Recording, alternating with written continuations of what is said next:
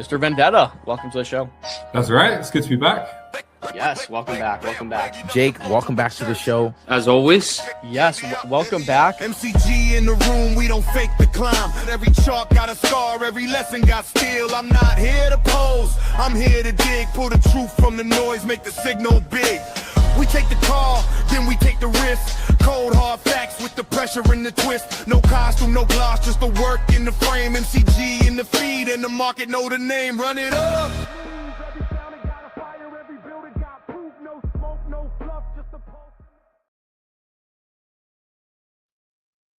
GM, what's up, everyone? Good to be back on another stream with you guys. All right, so we got a lot of things going on here. Got a few interesting things developing in the market. So we'll be talking a lot about the pullback that we're seeing. As you can see from the title, a lot of things on chain are pulling back, and we've been talking a little bit about our expectations, and we're kind of seeing that playing out a little bit here. So let's pop up the charts here. You know what? Let's also do this this overlay as well. Sorry about this, guys. Boom. Nice. All right. Well, welcome to the show. Appreciate you guys joining us today. If you're here now, I need you to do me a huge favor. There's only a few of us here so far. Like the stream, retweet it. In fact, I'm about to do the same thing right now. Let's go to the MCG main account. Let's like and retweet this. Get it out to all the homies. Let them know that MCG is live. But let's get back to the charts. Quick overview of the show today. So we only have one guest, right? So we have T-Claw coming on at 12:30 p.m. EST. So that's in about 18 minutes or so. The boy Daniel Kyoto, what's up, brother? What's up? Hope you're doing well. Thanks for joining the stream. So if you guys like and retweet the stream, here's the outline of the show today. We have that interview I was mentioning at 12:30 with T-Claw. That'll be about 30 minutes. Once the interview is concluded, we'll talk a little bit more about on-chain alpha. We'll talk about breaking news. We'll do some discussion on Bitcoin, maybe ETH, Solana, and a select few majors. But a lot of the meat of the show will be after the interview there at 12:30. Daniel, doing great. Hope you're doing well too. Yeah, I'm doing good, man. I'm doing all right.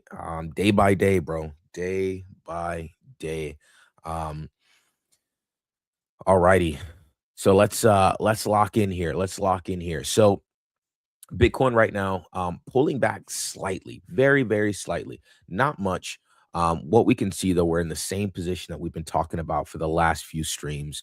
We're pushing up against this resistance, this 2-week FEG.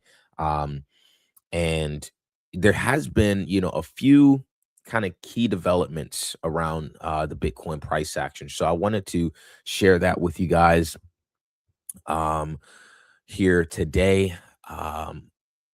As you can see here, Killa XBT, he kind of posted a little bit about the liquidation heat map. There's 14.38 billion long liquidations versus 8.35 short liquidations. So as you can see, the market is more long than it is short. They're more bullish than it is bearish. Naturally, you get that's what happens. When prices pump, the markets get more bearish at the highs, and they get more bearish, or rather they get more bullish at the highs and they get more bearish at the lows.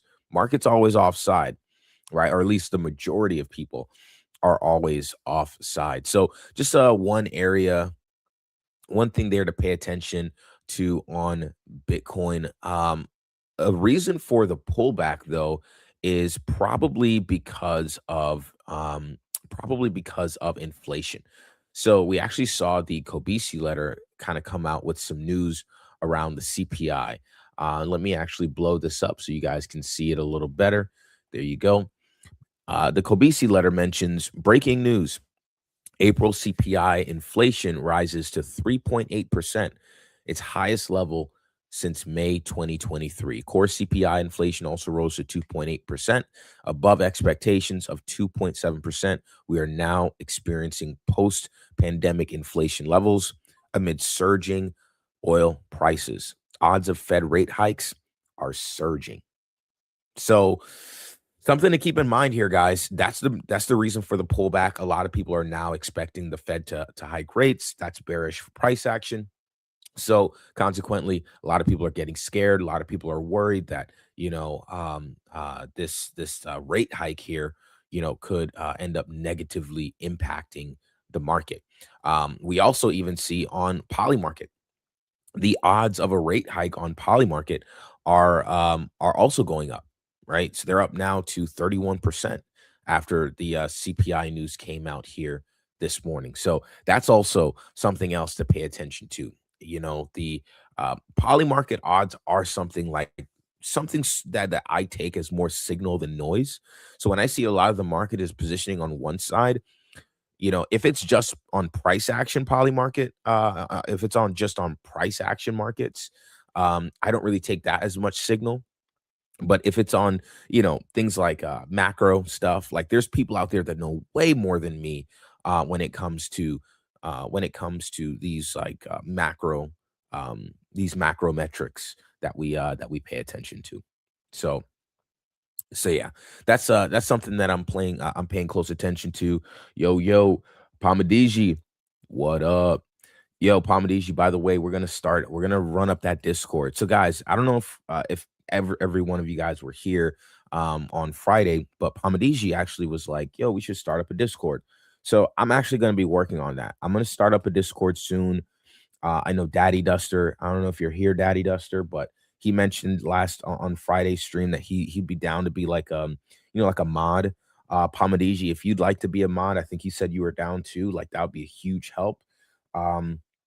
And we're gonna just get like, I don't know how we should do it yet. Here's kind of the thing I'm thinking about. I don't know if we should let in just just a couple, maybe 150, 200 people at first, just to test out the group, see how things go. Let me know. Let me know. Should we just make it like an open invite, get as many people in there as possible, or do we just kind of let a core few people get in there, and then kind of slowly, accept more people into the private MCG community? Because it's not going to be paid or anything like that.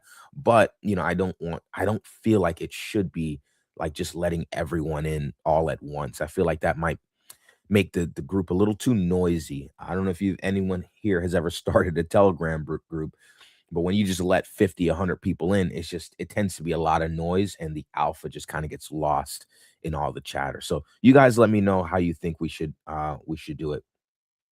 All right, Palmdiji, what you got? I think we can do a few first, then we set up, then after we can do open tiered or something. Yeah, for sure. Yeah, 100%. So we scale it up. Cool. Yeah, I agree with you. So we'll work on that. And here's how it'll go, Palmdiji. Here's how it'll go. The invite, and not just Palmdiji, but everyone, the invite will be sent out live on stream. I'll probably like comment the link or something like that. I don't know how we'll do it specifically, but I do know I want to do it live on stream for you viewers, people that log in, they watch the show often. We want to get our core community in there. So if you're constantly watching the streams, keep an eye on these streams. Maybe, I don't know, between this week and next week. Not really sure yet when we'll drop everything, but I want the group to be organized. I want everything to be seamless. And then when you guys get in there, I want the core group. So Daniel Kyoto, I want you in there. Pamadiji, I want you in there. Daddy Duster, A King's Mentality, Crypto Jones, right? Top Fumbler, like all the homies that are here often, that watch the show all the time. We want to be in the trenches with you guys, So yeah, something there. So keep an eye out for that on the Discord. But moving on from that. So that's the Bitcoin price action. That's why we're seeing a little bit of a pullback. GICM, Andrew. I hope you're doing well, brother. That's why we're seeing that pullback. We're seeing some bad news come out about CPI that's causing the market to pull back. But honestly, though, I don't mind this pullback, right? We've been up only. We've been covering a ton of these charts that have been breaking out of resistance, right? Over the last few streams, we've seen things break out of resistance. What I want to do, I've told you guys, is wait for that resistance to be back tested and turned into support. That's what I want out of this market right now. So we'll be keeping an eye on things over the course of the next few days to see how things are coming along. Now, one thing I did want to show you guys, last thing on Bitcoin that I want us to pay attention to, which I think is a little bit bearish, because as you guys know, my target is that green box that you see on the chart there, sub 60K. So here's something else to pay attention to. Kill XBT. He pointed this out. He says every time Zcash has made a major move, it's lined up perfectly with a Bitcoin top. Interesting, isn't it? This has happened pretty much every single time since 2017. Since 2017. So, as you can see, we've topped here. Even I don't think this move lined up with the top. I think that's the only move up that didn't line up with the top. But pretty much every major move on Zcash has resulted in a Bitcoin local top. Now, I will say this: just because we're watching Bitcoin and macro charts, it doesn't mean that we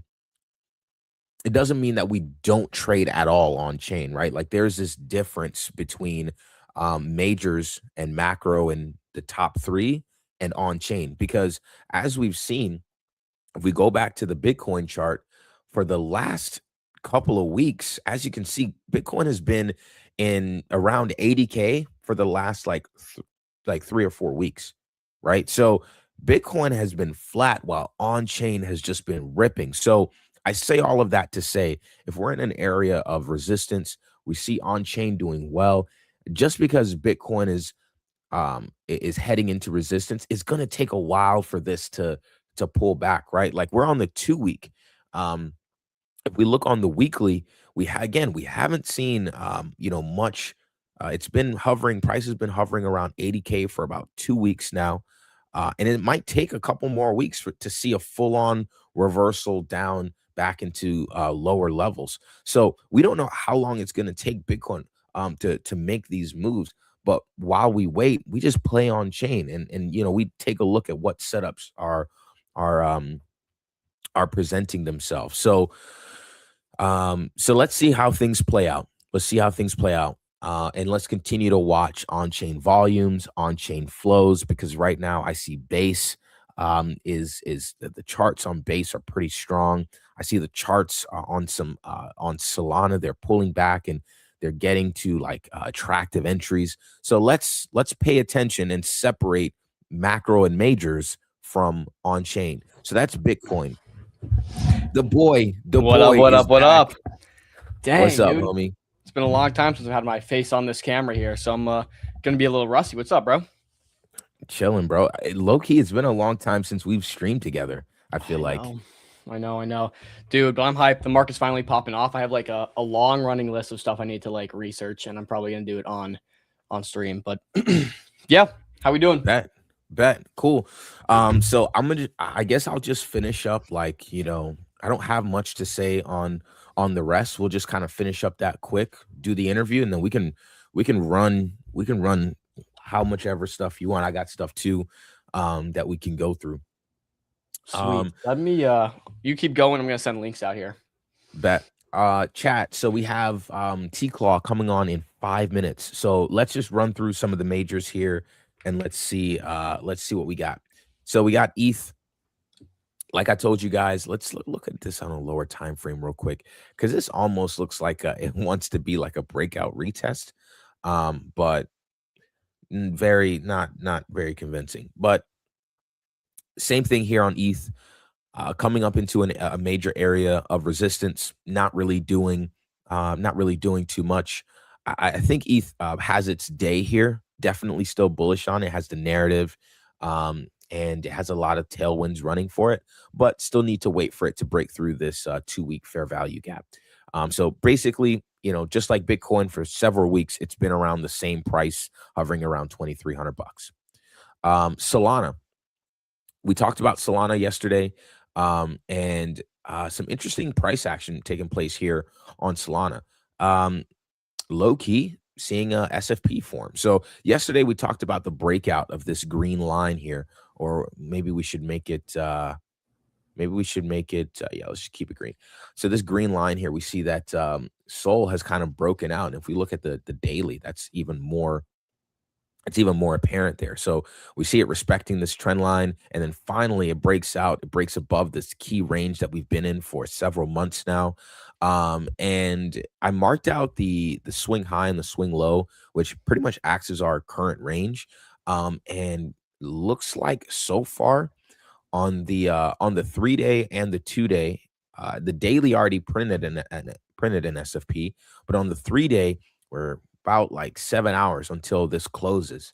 If this closes, then that's kind of bearish for price action, especially on such a higher time frame. Let me see, on the weekly we still have this SFP would print out. If this SFP prints on the weekly, that would also be pretty bearish as well. And let me just, so I'll monitor that as we close things out here, or throughout the rest of the week.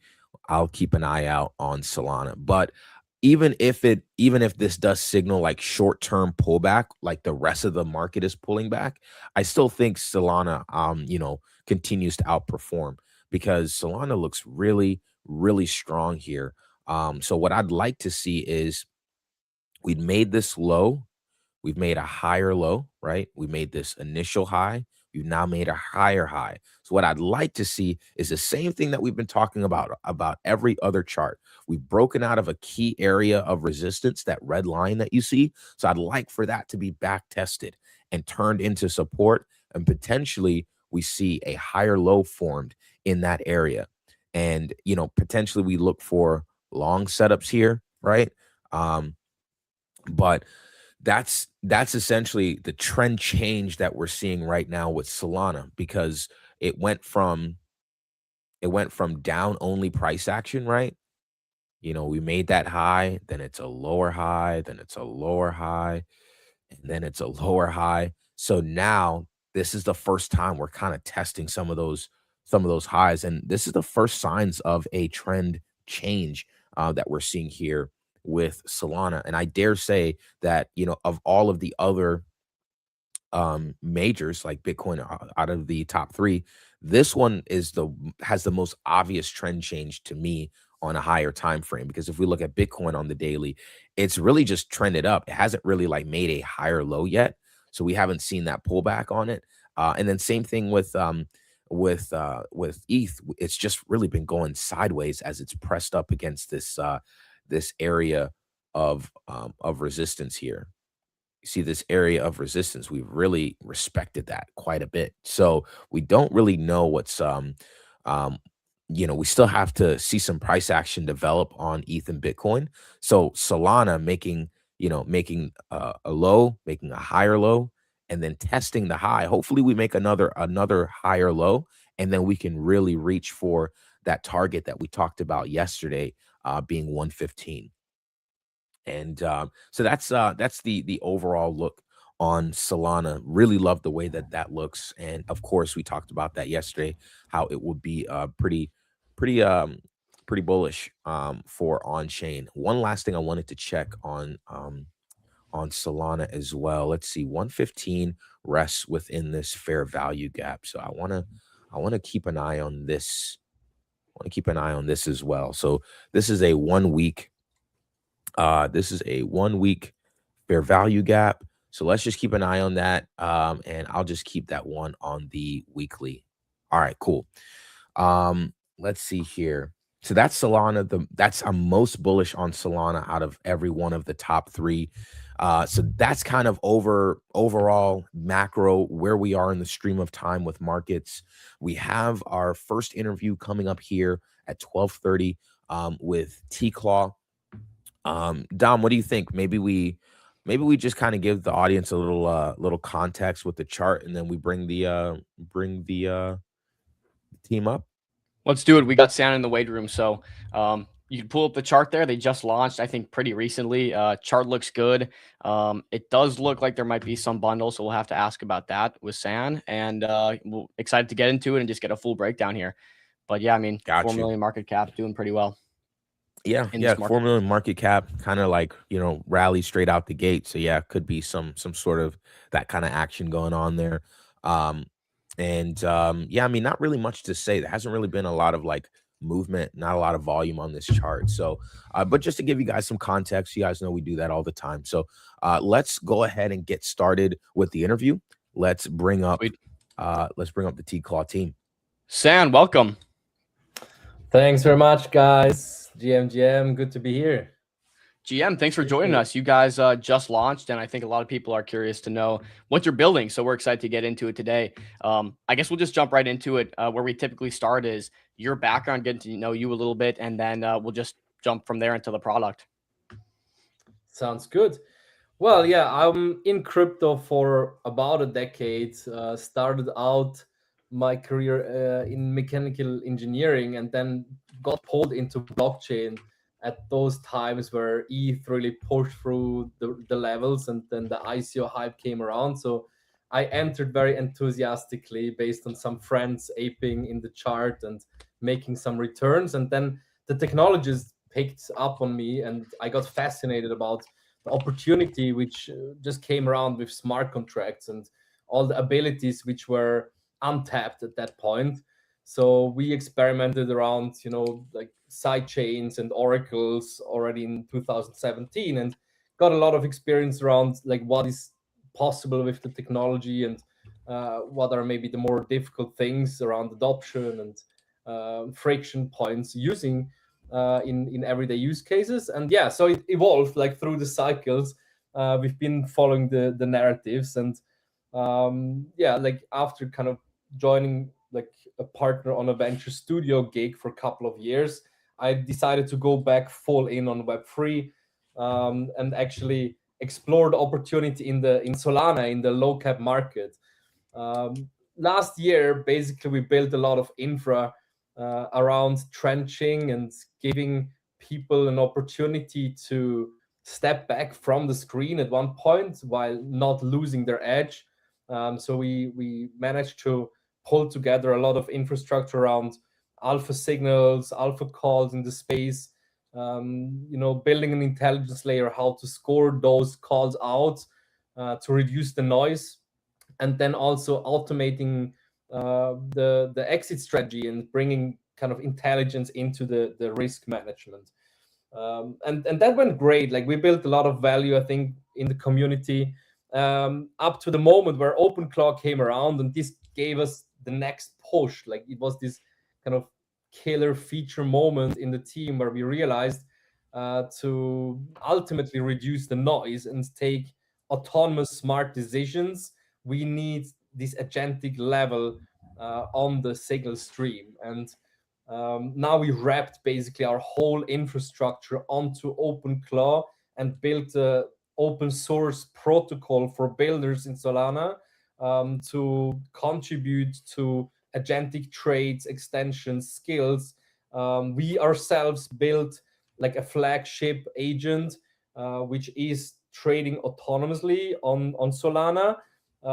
Everyone can install it, everyone can run the plugin, but it's basically gated through T-Claw, our native token on Access. So very strong inherent utility of the token bound to runtime, whereas we built obviously a lot of things around this to make it easy for users to tap into the value. For example, run CA checkers like Token Sniffer via the agent in a gateway. So this is the nutshell summary of where we come from, and yeah, we can go a bit into the where we go next. Perfect. Yeah. So if I'm understanding this correctly, it's pretty much a trader focused product that allows traders to have edge in the market, and you've wrapped it all into an OpenClaw sort of model here to where people can just interact with it directly, and it can do autonomous transacting and do actions and view analytics and whatnot all through this OpenClaw kind of wrapped technology. Yeah, exactly. So we have basically two products in the market. One is the true OpenClaw based runtime. Everyone can install it on their VPS. We also have installer, which makes it easy for non-devs avoiding the terminal and just ramping up a VPS for them via our infra. And then you have your own TraderClaw running. You pair it to Telegram. You're in command. You can run whatever thoughts you have, whatever CAs you get, you can run through. You can also execute manually over command via the agent. But the key is that you have a dashboard, and we actually released this as TraderClaw 2.0 today. You have a full dashboard which you can use to guardrail the agent. This means you sync your TraderClaw from your VPS or our instance to the dashboard, and the dashboard allows you to connect your signal streams. We have a couple one in our marketplace which you can enable, but you can also connect your own and take your edge to your agent, right? So if you're in FNFs or in your friend circles, whenever a CA is dropped in a group, the agent will receive the signal. He can run a reporting for you based on your buy filters, on your meta preferences and lore, and then execute into a swap if it fits the narrative. And this means basically it's helping you to retain your edge in the space, but you don't need to be on screen all the time. The autonomous agent, the OpenClaw runtime will take care of your strategy. Got you. Okay, yeah. It's making a lot of sense here. Can you talk to me a little bit about the target audience here and who the ideal customer, I guess, is? Yeah, so we have not only the full runtime OpenClaw, we also have a gateway, which is for a broader audience, basically everyone who's active right now in Solana. Later, we also expand into Base and BSC ecosystem, potentially ETH, which is super hot right now, right? So everyone who receives a CA every now and then can use our gateway. Gateways similar to GPT, a web app. You can just go there, you can run conversations, but not via generic LLM, but via the agentic runtime, which with all its tools, fetching on-chain analytics, on-chain data, and reporting back how a CA looks, right? Like, is it healthy? Is it risky? So this is a broader audience, basically sporadic traders, people who are active in Web3, who sometimes don't know what to do if they get sent the CA, and maybe sometimes they just ape, sometimes they fade, but they don't know really how to manage these opportunities. They can use TraderClaw as an assistant. And for people who are more active or who just want to tap into trading more actively from now without having the time, they can install and run their own TraderClaw. Then you have obviously full control over your setup. You can load your wallet with the Solana you want to let it run with, and it starts to execute autonomously based on your trading strategy. So it evolves based on the conversation you have with it. You can also trim it. You can add other skills to it because you basically run the code yourself. Even if you launch it on our VPS instance in AWS, you have access to your VPS and you can modify the skill. You can, add, maybe you have some crazy ideas and you want to implement a polymarket access or hyperliquid access. Everything is possible, basically. And our fundamentals are basically good to run for everyone who just starts it up, but the opportunity is like ultimately expandable into every direction.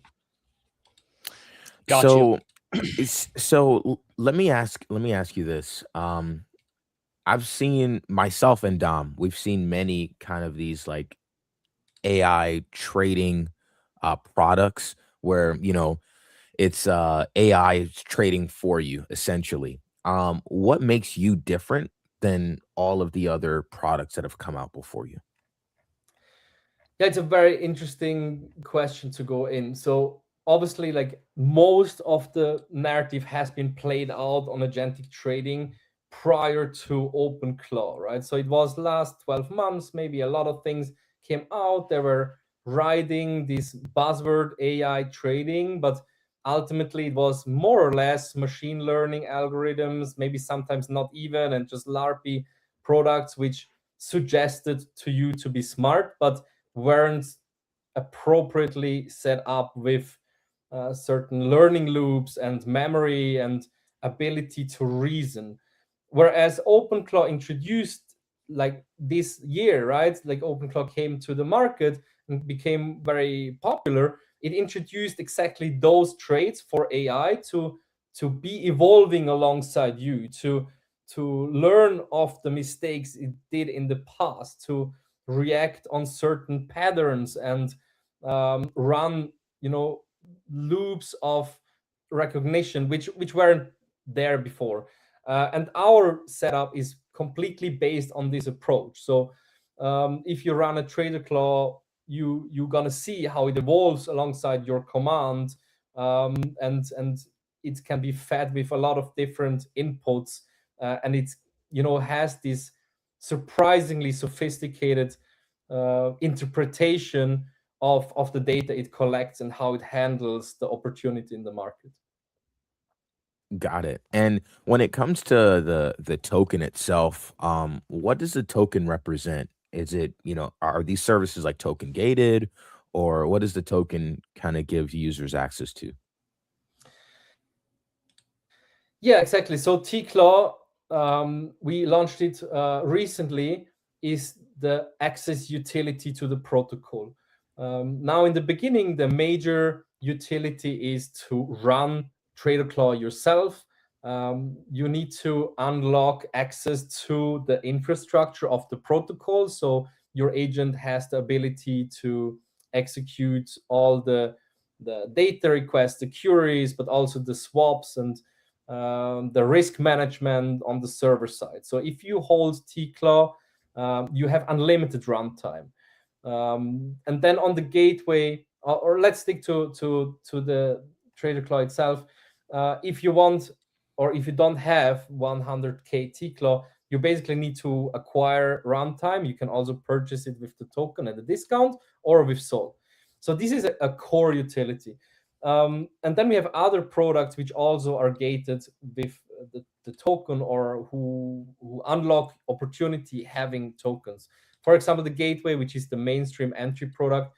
If you hold T-Claw, you get free credits, right? Free credits to use it. So monthly, it's like a subscription where you get your credits, which you can then use to unlock value on the gateway.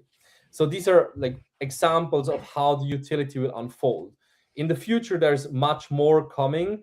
You can imagine that we have built already a vast data layer around signals in the market, around how information cycles. And this information is valuable to a lot of people. So we can build an access utility towards such intelligence and data on the signal layer, but also towards like a specialized trading LLM, which ultimately going to be needed to scale up the bandwidth of the protocol. Quick question for you, totally unrelated to this, and great answer to that. How long have you been in crypto? Have you? I forget if we talked about that during the initial background phase there during the beginning part of the interview. Yeah, I mentioned it like quickly. I joined actually in the Ether boom in 2017 in spring. It was like April, May was this Got it. run up, and it became like widely popular. And I Mhm. felt like I'm coming late. I'm late to the show, and nonetheless, it pulled me in. And like 2 months later, we were all into the ecosystems, right? Like putting money at work in ICOs, but also starting to develop things which on protocol level which could be used. Like we started back then experimenting around like something like maybe even similar to Polymarket. We thought about a smart contract for, you know, friends betting, so you can cut out the bookmaker, and we built kind of this Oracle system, which was very early back then, right? We didn't fully like go through. Maybe we didn't have the full experience back then as entrepreneurs as well, but it helped, of course, to really learn to know like the technology. So yeah, that was my personal entry. Got So it. talk me through this agent coordination system here, because clearly, you know, on the website showing that you have this trading desk where each agent handles specific functions. And you know, it talks about the different functions of these. How are agent coordination systems maybe better than just one LLM, I guess, conversating with you, or why? Yeah, this is basically going back to how OpenClaw functions.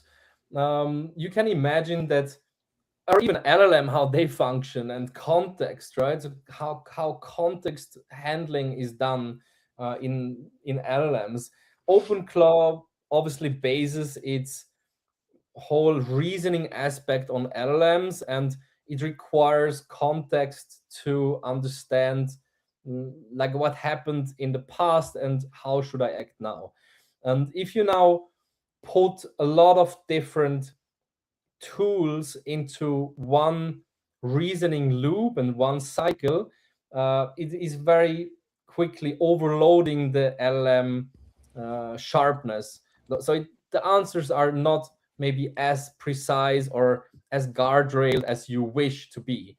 Now, the opportunity OpenClaw introduced is that you can actually run different LLM loops next to each other while they're not disconnected to each other, but they have certain interference where they can exchange information and cycle through much more efficiently with the context. So now, instead of having one agent which has a skill to research X and the lore and the meta, as well as on-chain data and interpret liquidity and volume, you can just take them out of each other, each have more specialization, less load on the LLM, and can output their specific role in a more precise pattern. So that's kind of what's happening on our side, and which tool set we basically use provided by OpenClaw. Got you. Could you also tell me a bit more about the team? Is this just a solo project that you're working on, or are there a couple people behind the scenes bringing this to life? Yeah, I think I'm already, you know, like deep in work right now. I'm not running solo. We lifted a lot of, you know, like output, and this is obviously a lot on the team. Like I'm running with a couple of very complementary team members of mine. I see myself not complete enough to run such a large protocol endeavor. So I learned also in my career from mentors that it's always good to get people around you which are smarter and which can, you know, like pull a different part of a business on top quality level. So at the moment we're like still a small team where we're very powerful from product to marketing. Our CTO was working in Turing and OpenAI, like for GPT-3 for a while, so he can pull a lot on the machine learning level. Like we have marketing people who pulled like multi-million people communities in the past, also in the Web3 space, or like seen a lot of things around NFTs and metaverses and so on. And then on the product level, very strong people as well. So I think we have a very good team size where we can communicate on eye level without hierarchy, like typical Web3, a bit all around the world, but very strong and agile. Got you. Okay. I'm looking at these metrics here. It looks like you have 5,000 users on the gateway. I guess that would mean you have 5,000 users who have tried the product, tested it out. Could you talk a little bit about how long this has been running, if there was a, you know, a beta before this, before the release, and how growth has been for you guys? Yeah, so a little bit of context to this gateway. You know, like we ran TraderClaw since OpenClaw came out. We basically started wrapping our infrastructure around OpenClaw. So a couple of months only. We've been working on the execution layer a lot before, like the base protocol. But these OpenClaw like ignited kind of a new alpha version testing, and we we're lucky to have access to the space. So we have a lot of trenchers who are, whose daily business is trading, being exposed to the alpha, to the beta version, giving feedback, exploiting our server side's bugs, and giving us the opportunity to really close a lot of those loops and making the product stronger and more autonomous and more profitable in the end, like preserving your edge. So that was happening like for quite a while now. The gateway is a completely new release. We just had like 96 hours or something, or maybe 5 days ago, where it's a result out of the Hive onboarding friction from the beta, where we started to expand the user base, realizing, hey, the value is hard to tap in, right? For new users, you need to run your own VPS, you need to have a GPT Pro subscription to go 24/7 on an OpenClaw runtime. So there's some friction. Let's make it easier. And again, like shout out to the team. It was a phenomenal journey also during Colosseum Hackathon, where we delivered like a full new entry product experience called the Gateway, which allows you to run these CHX and everything. So since we started like 5 days ago, I think it was the announcement of the product, we really ramped up a lot of users already, which makes us proud. And I think it shows how bullish this protocol goes into Solana and kind of the utility layer of this ecosystem, which maybe at the moment lacks some quality. And I think we can change this. Okay. Well, 5,000 users in such a short period of time is great. I guess the big question is how the economics of this tie back into the token T-Claw. Can you talk to me a bit about, I guess, how you guys are making profit? It seems a lot of this is token gated, and that's kind of like the mode here. Does that mean the team holds a lot of tokens? Does that mean you're making money off of fees? How do the economics and growth of this product kind of tie back to overall token success? Yeah, it's great to talk about this, because I think let's not misinterpret the monetization layer. And I think the monetization layer of a protocol is key to survival, especially like during the cycles. And I think we've seen a lot of protocols fail because they were focusing too much on their token. We have a strength, which is that we're executing volume, like we're executing trades on behalf of the users from Solana to tokens and from tokens back to Solana. And every time we execute such a swap, we're able to take a small volume fee, and this volume fee is taken in SOL. So this stabilizes the whole economics behind the protocol, which allows us to build runway, build treasury, and also take a certain portion of this revenue and buy back into T-Claw for burns or distributions. So I think this is the core strength of this opportunity, because the agents autonomously trade, and also through the gateway, people can trade manually. On top of this, obviously, people with increased usage will spend tokens or Solana towards like credits.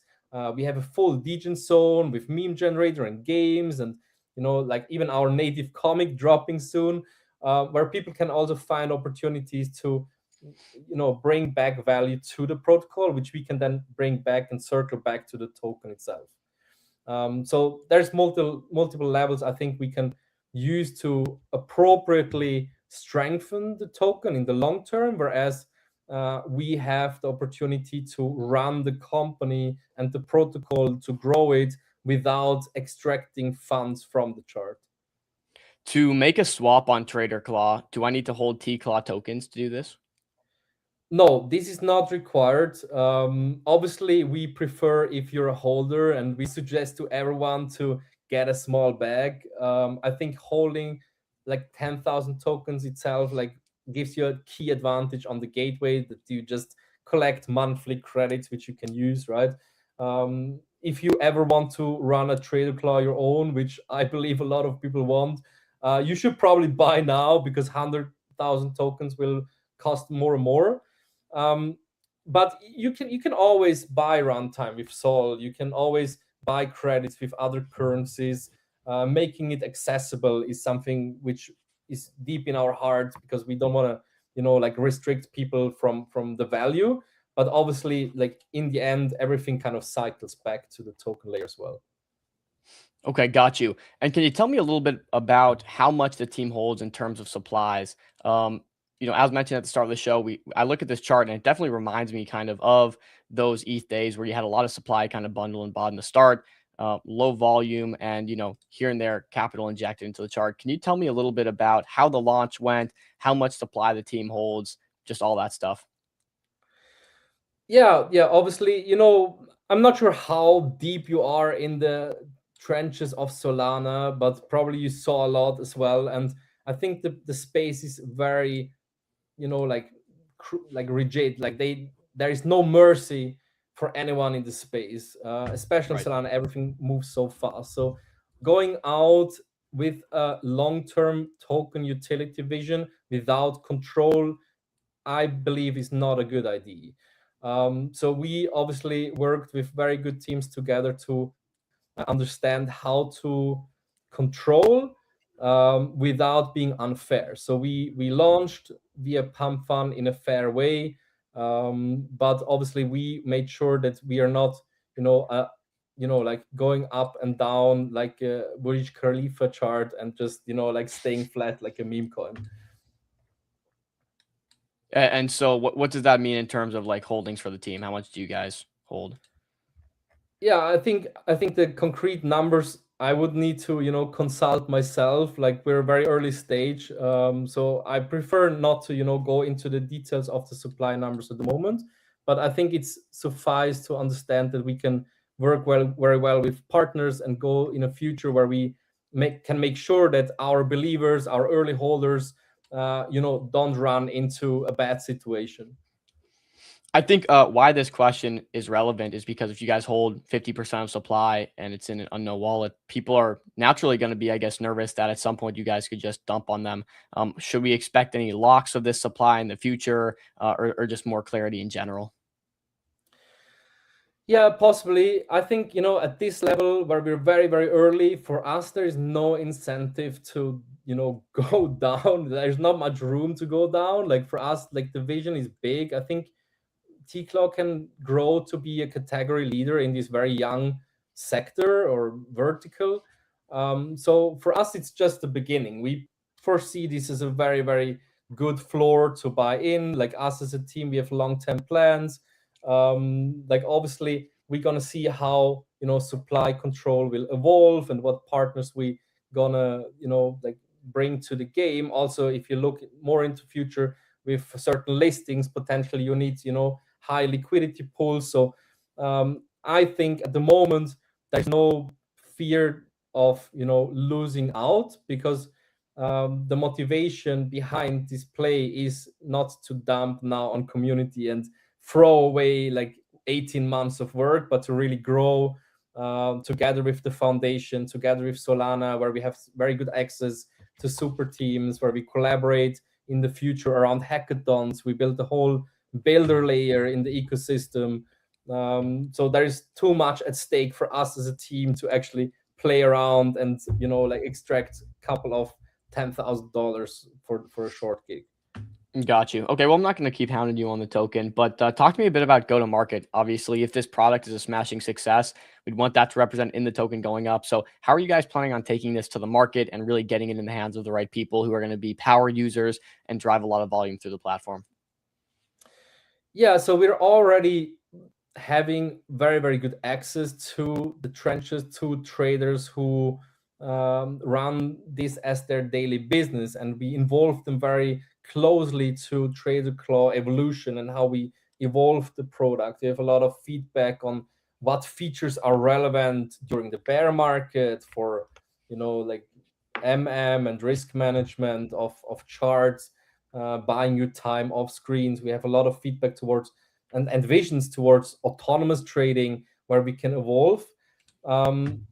So I think the future is very bright. We have a lot of opportunity to go in various directions, but currently the core goal is to really run these early product loops with these like hyper traders who have daily exposure to the trenches, who can really make us find the product market fit of this core product.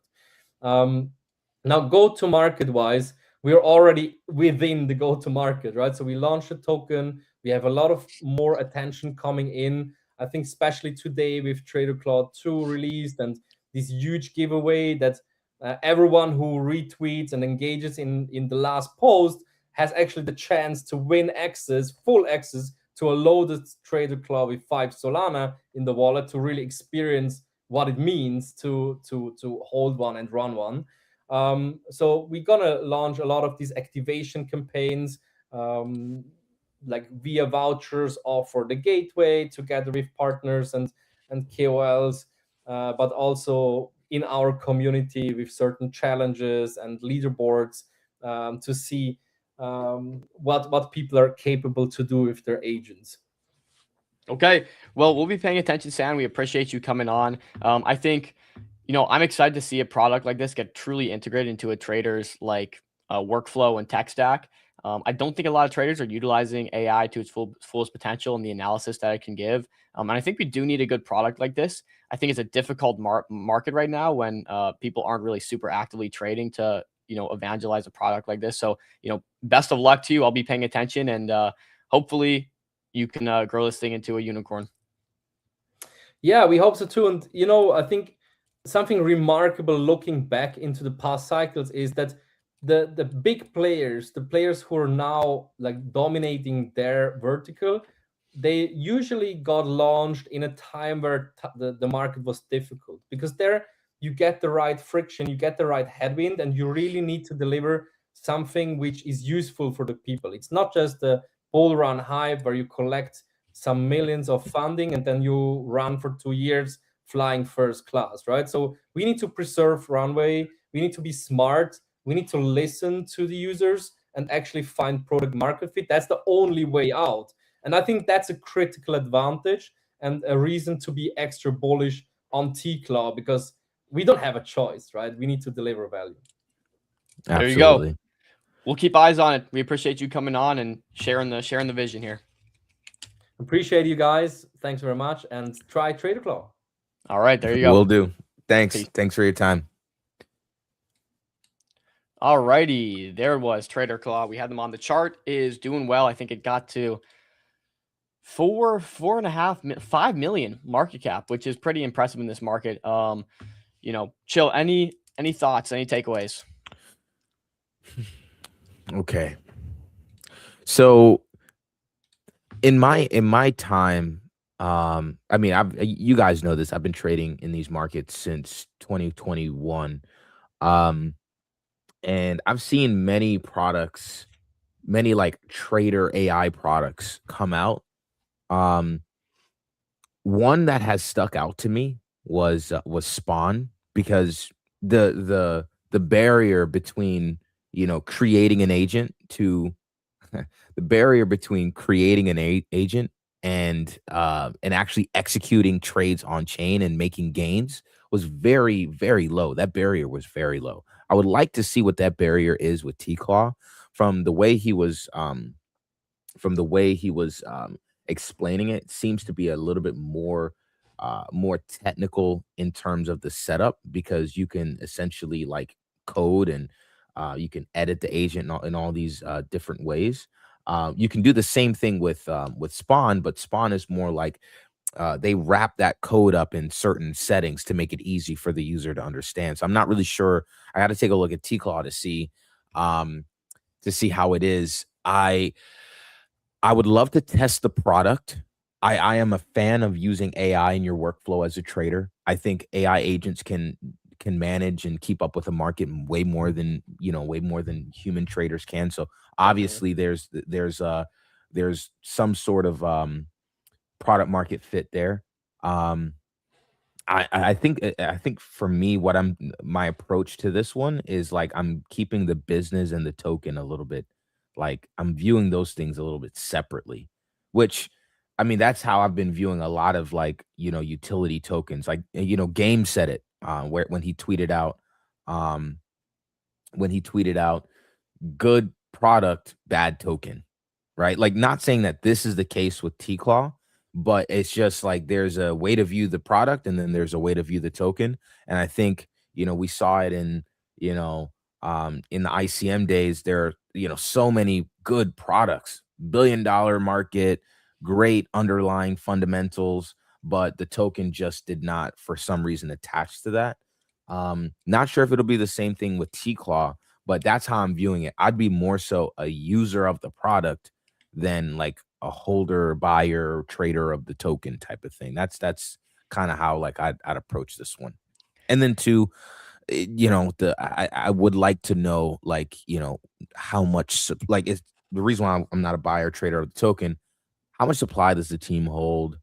You know, and what do they plan on doing with that? I think that's another question I still have as well. You know, would be nice, you know, if it's locked, you know, stuff like that. Because I mean, you look at the chart, you know, it's obvious. Like, yeah, go ahead. Yeah, I'll jump in. So a few things I agree on is you know me, I love my lists on Twitter, right? And Yeah, I love to follow a specific set of traders that I know are really knowledgeable, really good. There are a few people I will not necessarily tail, but take their information and really dig and parse through it. I would love for an OpenClaw agent to give me those summaries every single day and kind of give me the biggest takeaways, give me the breakdowns, TLDR, start my morning off and kind of see this stuff, parse through my Telegram group chats, parse through my Discourse, parse through my Twitter, all that stuff. I think there's a like immense value to this. And I do think as traders, we're shooting ourselves in the foot if we're not giving ourselves that edge. And AI, I think, is that edge. I agree with you in the sense that I think the token needs a lot of clarity. The world's been burned. The traders have been burned too many times by tokens with little to no clarity. And I think we just need to know how much the team holds, if they're going to lock that. I mean, it doesn't take a rocket scientist to see how much they hold. I can actually just walk you guys through it right now. Here's the deck screener, and you can get much more in depth on this too. But all of this top supply is team. Almost certainly, all this top supply is team. And I can click into this I can let you know a few ways. Firstly, similar amounts. Similar amounts, and I bet you before I even click on these transactions, they will have fresh wallets that have been transferred in. Okay, here we go. So there are actually a lot of transactions. I wonder if the transactions look similar. Let's see. Holders. Let's click on this one. Got you. Yeah, so lots of transactions on these accounts. Same kind of thing, all going back to the launch date. Yeah. I would say these accounts are probably all market makers or team, which is the one thing I'd be worried about. Because again, that is like, I mean, right here is hundreds of thousands of dollars that the team holds. And without clarity, it's hard to, I mean, no one can, I think, in good nature, put their money in that without having a better understanding of what's going to be used for. I think it's not wrong to bundle. We've talked about this. Actually, bundling, I think, can be very useful in many cases. It's just clarity on what happens with those tokens, right? So my feedback for SAN and what I'm looking at here for T-Claw. So a few things I really like, few things I'd be wary about. Yeah, I think same. I land on the same conclusion. Like I'm a user of. I would be more so inclined to try the product, to see exactly like, you know how is like coding an agent, building an agent. How if like I personally I want to do that. Like I know we've been working on DLMMing. We've also been experimenting with spawn agents. Unfortunately, my spawn agent, I told it to only trade printer tokens because I was super bullish on printer. Yeah, boys. I'm a dreamer. You know, I'm a visionary. I'm someone. I'm a bull. And so something comes out that I like, I really like dive into it deep, right? And yeah, just not the thing to do when it's on the verge of collapse. Real quick, have you seen Copper Inu? I haven't. We got a lot to talk about in terms of charts going off because there has been some action, dude. And I'm excited to get into it. With you too, you've probably been more tapped in with than I have for sure. Dude, look at this real quick.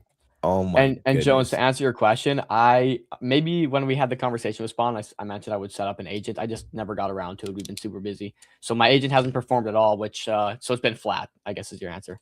My Spawn agent, non-existent Spawn agent, is flat. Perform probably better than most. Yeah, right. Though these last couple days have been pretty good. Not gonna lie, bro. Like I'm kind of coping because I was sidelined on a few things, and I'm going back and like kind of doing brief read throughs and like understanding. It's like, wow, these things are actually pretty cool. Like Dolphin, I think, is one. Obviously, Venice is ripping, which is like anything connected to Venice in any sort of capacity has like gotten a lot of attention. Look at this, Copper Inu. What's the reasoning behind this? Just like big meme coins pumping. I saw a Troll pumped, which then led Goblin to pump. Is this just another kind of meme coin beta play heating up? I guess I'm not 100% sure why it pumped. But after it pumped, I got this in my DMs. Change the PFP, dude. Change the Dude, PFP. should I change the PFP? Should I do it for the homies? Copper chill. I know the boys at Wiseman, they had like a huge thesis around Copper Inu. And how do you get a huge thesis around Copper Inu, bro? It's like it's a meme coin. I mean, look, ever since JW was writing thesis posts on like stuff like Pippin and like all the AI agent meme coins from back in the day, like, you know, people have thesis around memes now. Like it's a full thing. It's a full thing. And honestly, I kind of respect it because it's a sign of maturity for the meme coin. Look, the SEC recognizes meme coins.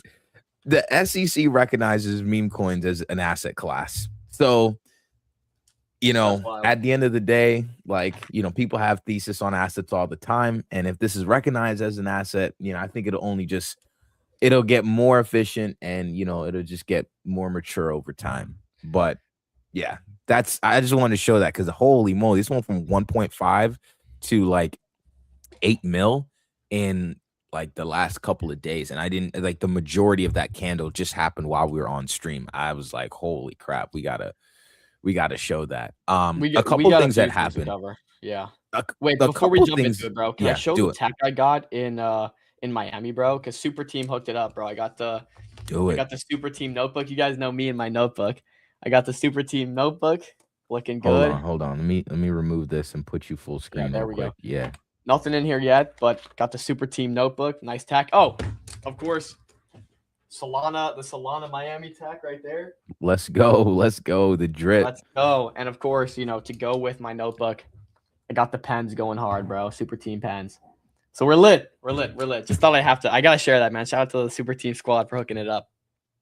Yeah, man. Those guys are chads, bro. Those guys are absolute chads. Yes, sir. A couple things happened while we were on stream, or while we were on that interview. First thing is this: pro crypto Kevin Warsh was confirmed by the Senate as Federal Reserve Governor. Insane. Good shout out there, Pamadiji. Crazy. At the same time, we see that Bitcoin fell under 80K for the, you know, so we saw that happen while we were on that interview. But this didn't happen on the interview, but I'm interested to see the feedback from this. Not that. They just removed their pinned. Oh man, they just changed it. They just changed their pin. Dude, they rugged you. U.S. Senate Banking Committee releases crypto clarity draft bill. Man, this one, have you been tracking this on like the prediction market? It's been up and down. It's going to pass by this time. It's not going to pass by this time. Boom, boom, boom, boom. It's been like, no one knows, bro. No one knows when this thing's going to pass. I haven't been tracking it, but it's just, to me, it's very much Bitcoin to low lick on the prediction market. Yeah. Yeah, probably. I don't know. I mean, look, we have the clarity draft bill come through. We had a pro crypto Federal Reserve come through, and Bitcoin is dumping. Like that's what I don't know if you guys remember from like when the Bitcoin ETF was confirmed, and the day that it came out, the day that it went live, Bitcoin dumped. So it's like every time Bitcoin has, it's, you know, buy the rumor, sell the news type of thing, I guess. But yeah, that's, you know, that's some important things came out. I'm interested to see exactly what happens though with this Federal Reserve governor. Yeah, let's talk about Kevin Warsh. Okay. I don't want to get too fixated and excited by this. You know, hey, yes, he's a pro crypto guy, and like we know he's very pro crypto. If you go and look through his portfolio, which he was, you know, required to disclose, There's a lot of crypto in there, a lot of it. A lot of it is in indexes, so it's baskets of crypto, but he's exposed to a lot down the risk curve, probably actually doing very poorly based on this market. But nonetheless, this is super great. We get a pro crypto guy, but remember what happened last time we heard pro crypto? We got pro crypto President Trump, and we haven't been seeing the United States turn to the crypto capital of the world. We just have not seen that. So, yes, very cool.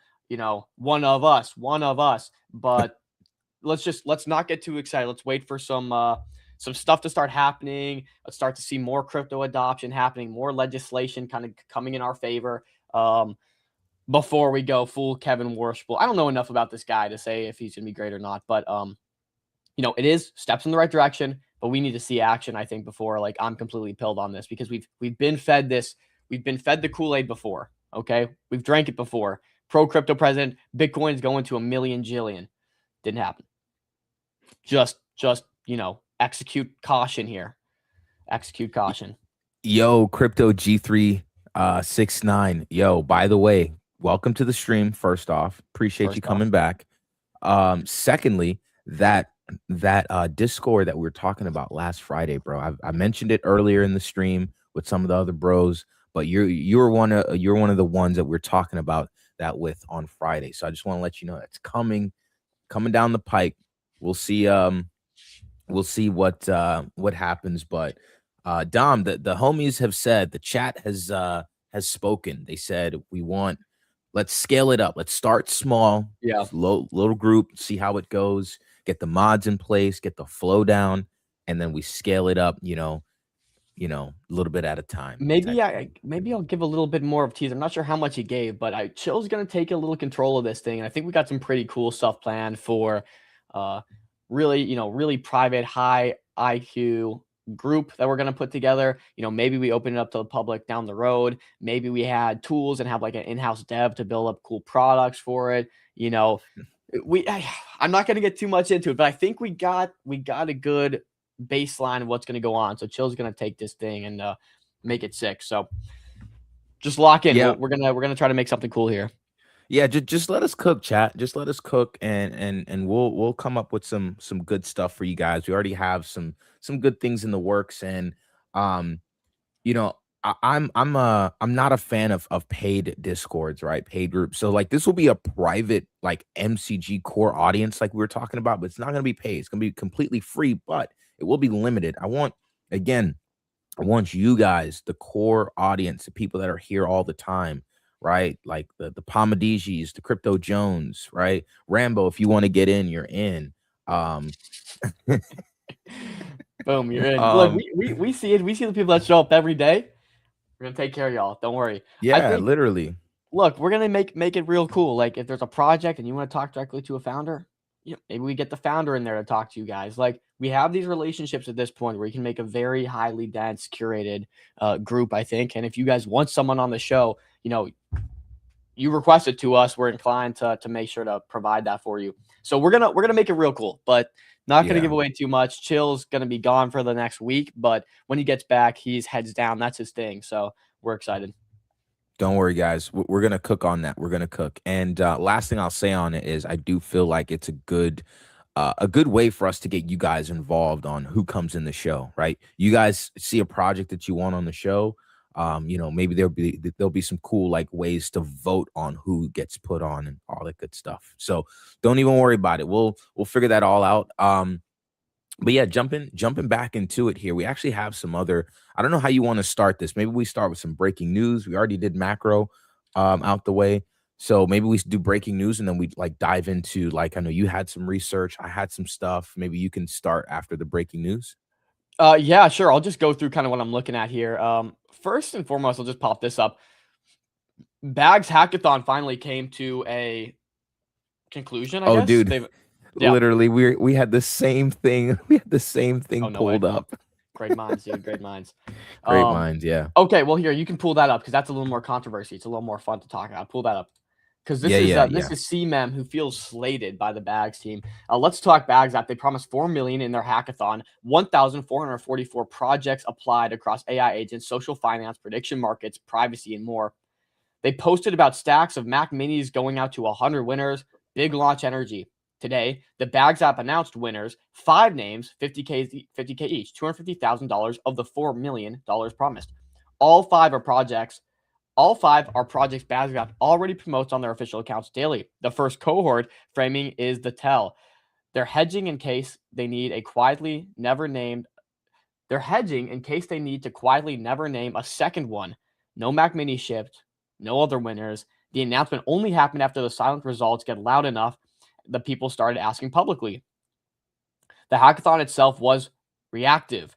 Pump.fun announced a real one. Bags app scrambled to look like they had one too. 1,400 builders applied in good faith to what turned into be a $250K payout to the inner circle dressed up as a contest. This isn't a one-off.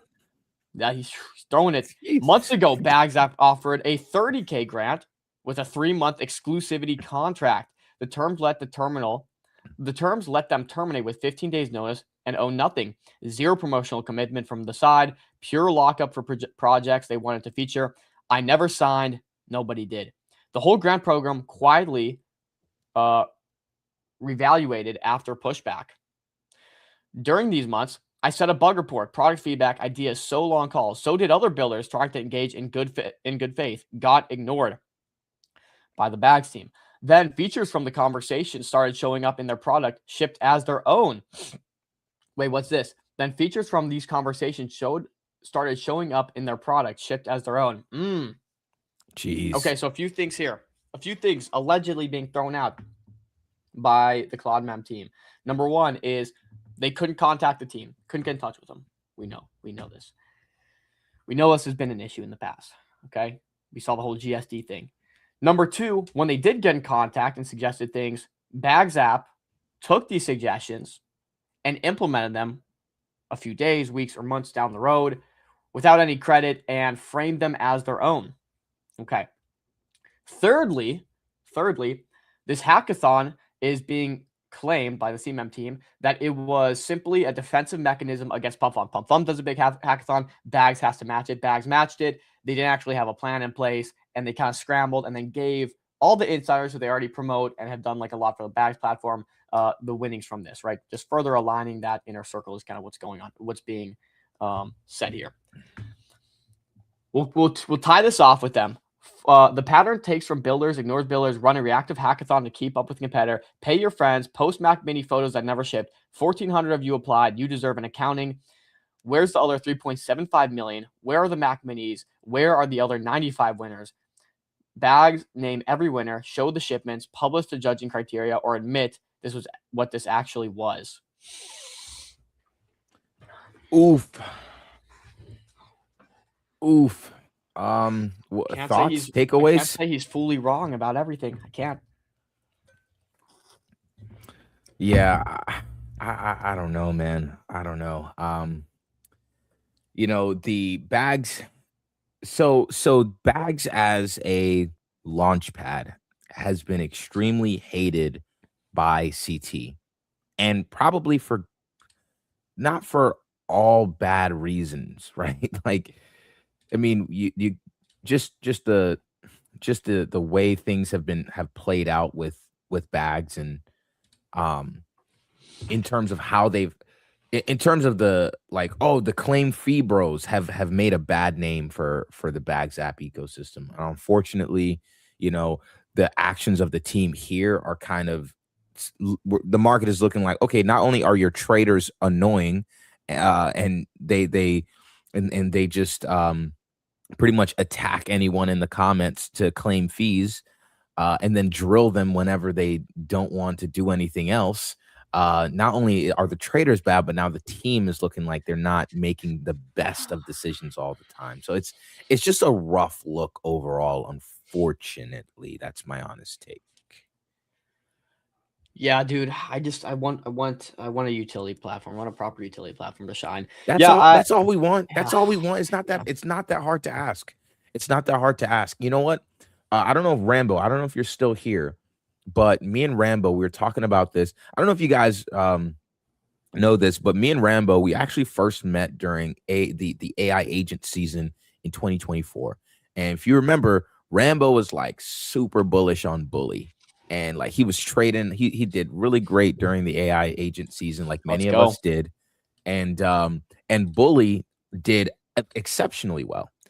But ever since like kind of memes, he was like, all right, well, I think I want to pivot to like something different. I think memes are kind of dead. So he then started to he then started to pivot to things like Soar, right? Like Street, Orgo, etc. And then like that wasn't really executed on like the way that he thought it would be. And so now he's kind of like on back to memes a little bit. And I think that's really like what a lot of people are kind of doing right now. There's some interest in utility projects, and I want to talk to you about the Ace round, Dom. Like I want to Definitely. get some good clips out about that for and talk a little bit about that for chat. But yeah, I mean, like I think a lot of people have just been super disappointed that look, all we want is just a good utility platform. All we want is just a good utility projects, have a great pipeline, and no one has been able to execute on that for whatever reason. You definitely did. You mentioned the Discord and X Spaces, and we're taking your feedback. Yep, we heard you, boys. Shout out Crypto G369. Yeah, Chill. I'm with you, and we've seen the same story play out. Like, you don't even have to be a real OG to see it play out, and which is why it was a bit, touchy feely about the T-Class situation, because like I look at that chart, I look at that marketing, it screams OG ETH LARP. Yeah. Right? It kind of screams it. And so like I've been here long enough at this point to be like, okay, the EZA stuff is cool. Still not completely sold because nothing's actually changed. Okay, the Bags app stuff is cool, but it's probably not going to topple Pump Fund. And frankly, we're all kind of tired of Pump Fund, so it's probably going to get added to the grave of other launch pads unless they iterate a little bit more. And so you see all these things, and it's the same stuff over and over again.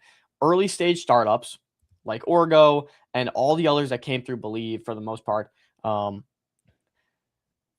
Like we've seen this game play out, which is why I say like EZA I'm not completely sold on, because nothing's actually changed. These founders are still not educated on how crypto works. They're still not educated on what they should be doing as founders. And it leads to the same thing. So yeah, cool. It can be another platform popping up and doing something different, doing something relatively the same but better. But we end up in the same feedback loop that these founders are uneducated about how they should run a project and they fail to do it well, or we just have copy paste of the same stuff every time. And so like frankly, it's just like I'm tired of it, and which is why like I just haven't been participating in the market much, because it's all the same. Which is why weeks ago, when I saw Venice and VVV and what that token was doing for compute, and how you had perpetual compute from buying their token and staking it, via Deem, I was like, wow, that's a really interesting solution. And we've seen that manifest in real time. People are looking for this kind of stuff. People are looking for unique use cases, unique utility, not copy and paste. I am actually bullish Pump Fund. And I think I really like what they're doing with the Ace round. So I'm happy to talk about that more. I will say that as well. I have to agree with you. Yeah. Pombadiji, we're definitely going to talk about Pod. We're definitely going to talk about Pod, actually. By the way, Top Fumbler, you were one of the ones who were here on Friday talking about the Discord. We're working on that. We're working on that. Gonna get it. And welcome to the stream. But yeah, like I am also bullish on Pump Fund here, and it's here. Let's do this. Pull up the pump chart. Let's just lay out the pump bull case, because I think we could lay it out pretty nicely, and I'll let you pop out and lay it out, and then I can maybe add context later, because there are a few things they've done recently which I think gives me a bull thesis here. 785 million is the market cap. Actually lower now. I think it's down, because of this big dip here. And again, I'm going to let you give the thesis, but mind you, they just in the smart contract wrote in 50% buybacks. People are saying, okay, well, their money is fabricated. They're not actually doing $1 million a day. Okay, that's fine. As long as they're buying back 50% of what they say they're doing, whether it's LARPed, whether it's real, if they're buying back that amount of money, it's bullish for the token. We see it in the smart contract. We see 50% getting burned. We see 50% going to the treasury or whatever. Bullish. We see what they're doing with the Ace round. Seems like they're kind of taking a lean into utility, taking a stab at it. Seems like that's what everyone really wants in a bear market. Now, Pump Fund's uniquely positioned for a bull market very well, because people don't actually care about what the token does or what the token offers in a bull market. They care about if it's a good beta to whatever is hot. If AI agents are hot, if OpenClaw is hot, it's just got to be a beta to that. If Venice is really hot, you see things like Pod, you see things building and pairing tokens to Venice that do very well, right? All people care about in a good market is betas. They don't actually care about what the token does. In a bear market, that's when people care. So I like what Pump Fund's doing. I like how they're leaning into the ace round. I like how they are, I like how they did their hackathon. Really well done. I like how they're really incubating the projects coming through. $765 million market cap, 3 billion, I think, fully diluted for a top revenue generating protocol that has sustained for quite some time now, over a year, I think is pretty telling, especially if the market actually begins to pick up. So that's my Pump Fund bull case. It does seem like we're seeing more bottoming action now than later. So Chill, with that said, I'll let you kind of take over and run through your thesis on Pump Fund here. Yeah, so let me see here. Let me just type in multi-month downtrend. All right, perfect. So here is the TA kind of based thesis around Pump Fund. So I'm looking at Pump Fund right now, and I am seeing, we talked about this yesterday. We looked at multiple different utility token charts.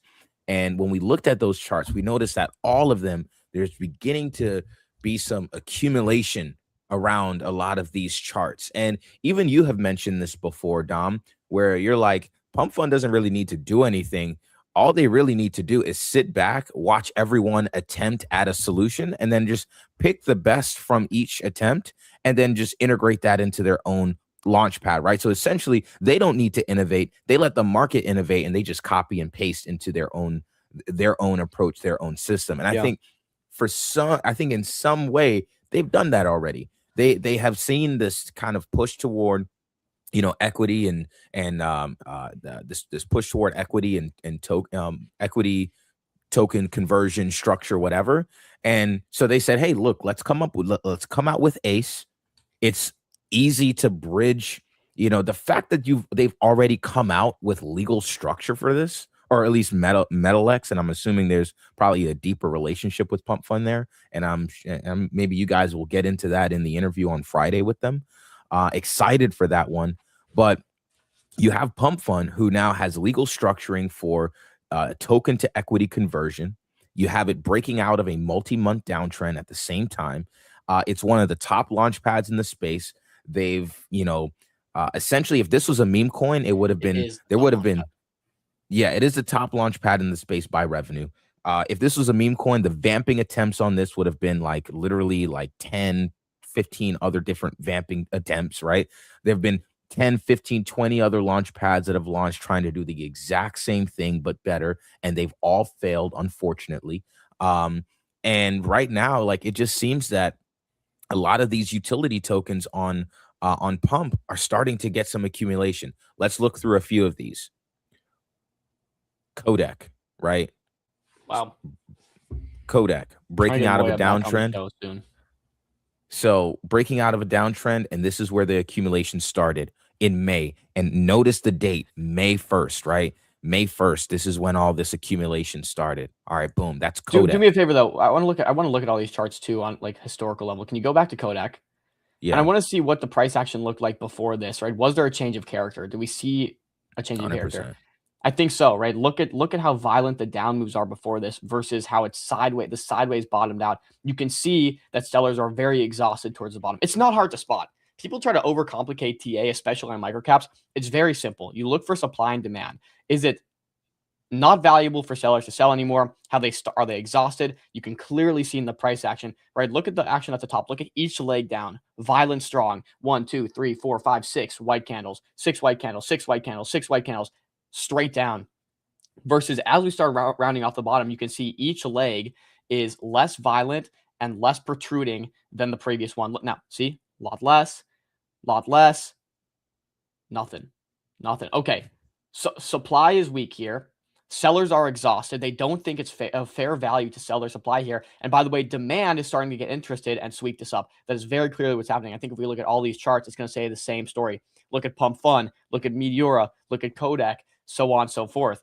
But clearly there's a change of character. Don't overcomplicate technical analysis. Simply look at supply and demand. Is there more supply in the market than demand? If so, you get the chart that you see on the left side. Is there more demand in the market than supply? If so, you get that bottoming out action and slowly starting to creep up. This is early late, or late early.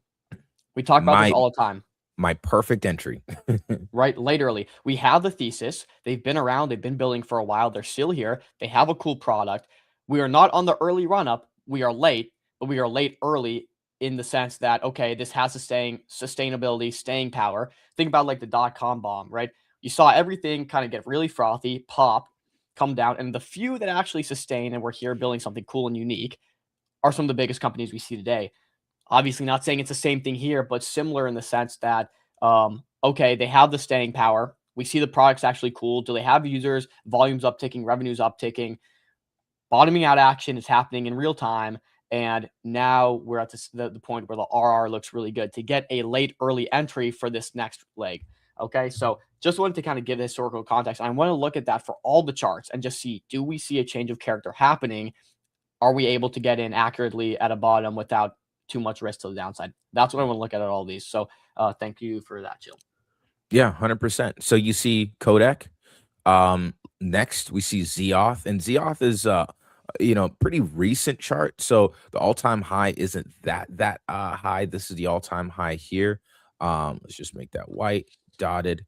And I'll just mark that off as all-time high. And this is lining up with all the other X402s.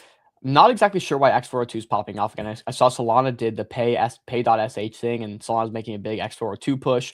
But Zeoth, Dexter, Pay AI, all of them are kind of starting to gain traction here. Sorry, continue. Yep. So we talked about this a little bit, but just to reiterate, again, notice the date. May 1st is when this accumulation started to build up. May 1st, right? And so, and then also, again, notice breaking of the downtrend here. Now, not the most accurately drawn line, but you get the point. And then last week, this had some Zeoth had multiple kind of tailwinds because last week X402 started popping off because Pay AI was pumping off the back of working with Solana and Google, right, on the X402 side.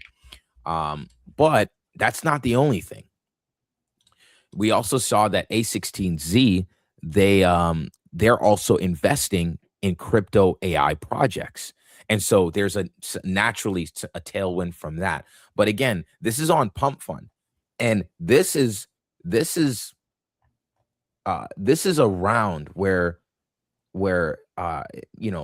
investment firms and firms like A16Z, they could now invest. All these projects are now investable through ACE.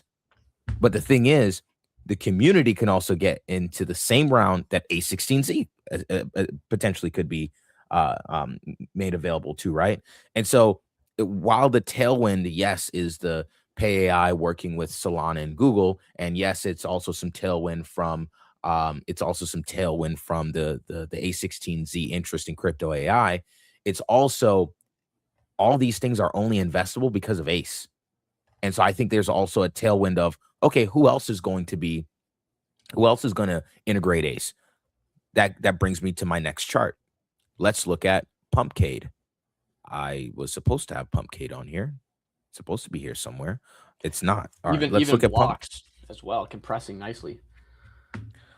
Yes, blocks is another one, and looks like Opal. And Dexter, right? Dexter as well with their ACE round. Yep. And so Pumpcade announced their ACE round, and as you can see, that's what happened to the chart. It's now up and to the right, right? When you look at Dexter, we talked about Dexter at length yesterday because of their interview here on stream. And look at that. Look at that. May 1st. Look at May 1st. And they announced their ACE round. And boom, price has now gone up and to the right.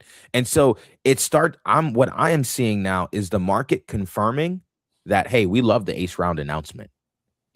Whether we plan on, whether you're a trader, and you just plan to trade in and out of this chart, or you're an investor and you're like, no, I actually want to get into this private round. So I'm buying 1%, 0.5% of supply so I can get a piece of equity in this because I'm a long-term believer. Whatever it is, the market is now able to speculate off of, okay, which projects have announced an ACE round, because now those tokens have intrinsic value. It's essentially, ACE round has solved everything that Believe and every other launch pad tried to solve in the past. And it's very ironic because this is happening on Pump Fund, where it's allegedly known to be one of the scammier platforms in terms of how traders and deployers have treated it this whole time. I've been telling y'all, pay attention to the ace round. Like, it's something that's really interesting. And there is a speculative premium, like Chill just mentioned, that if a token gets far below perceived value, that funds are going to come in and scoop it up, or retail is going to come in and scoop it up and simply convert to safe agreements, right? At a valuation that they perceived as fair. Yeah, I mean, if you can come in at 200K market cap and buy 1% of their equity for $2,000, why invest in the equity round when you can just come on chain and buy it directly and then convert and essentially make off like a bandit? So here's another conversation on this, because Crafts is doing something as well, which I thought was really interesting, that Philip mentioned the last time we talked. And by the way, we have Refi coming on this week, which is Crafts' first launch. And they mentioned, okay, we'll have something similar where you can get, either an SPV wrapper with equity in it, or you can get, some sort of safe agreement, like whatever it is for them. They're doing the closed bid seal auction first on Solana.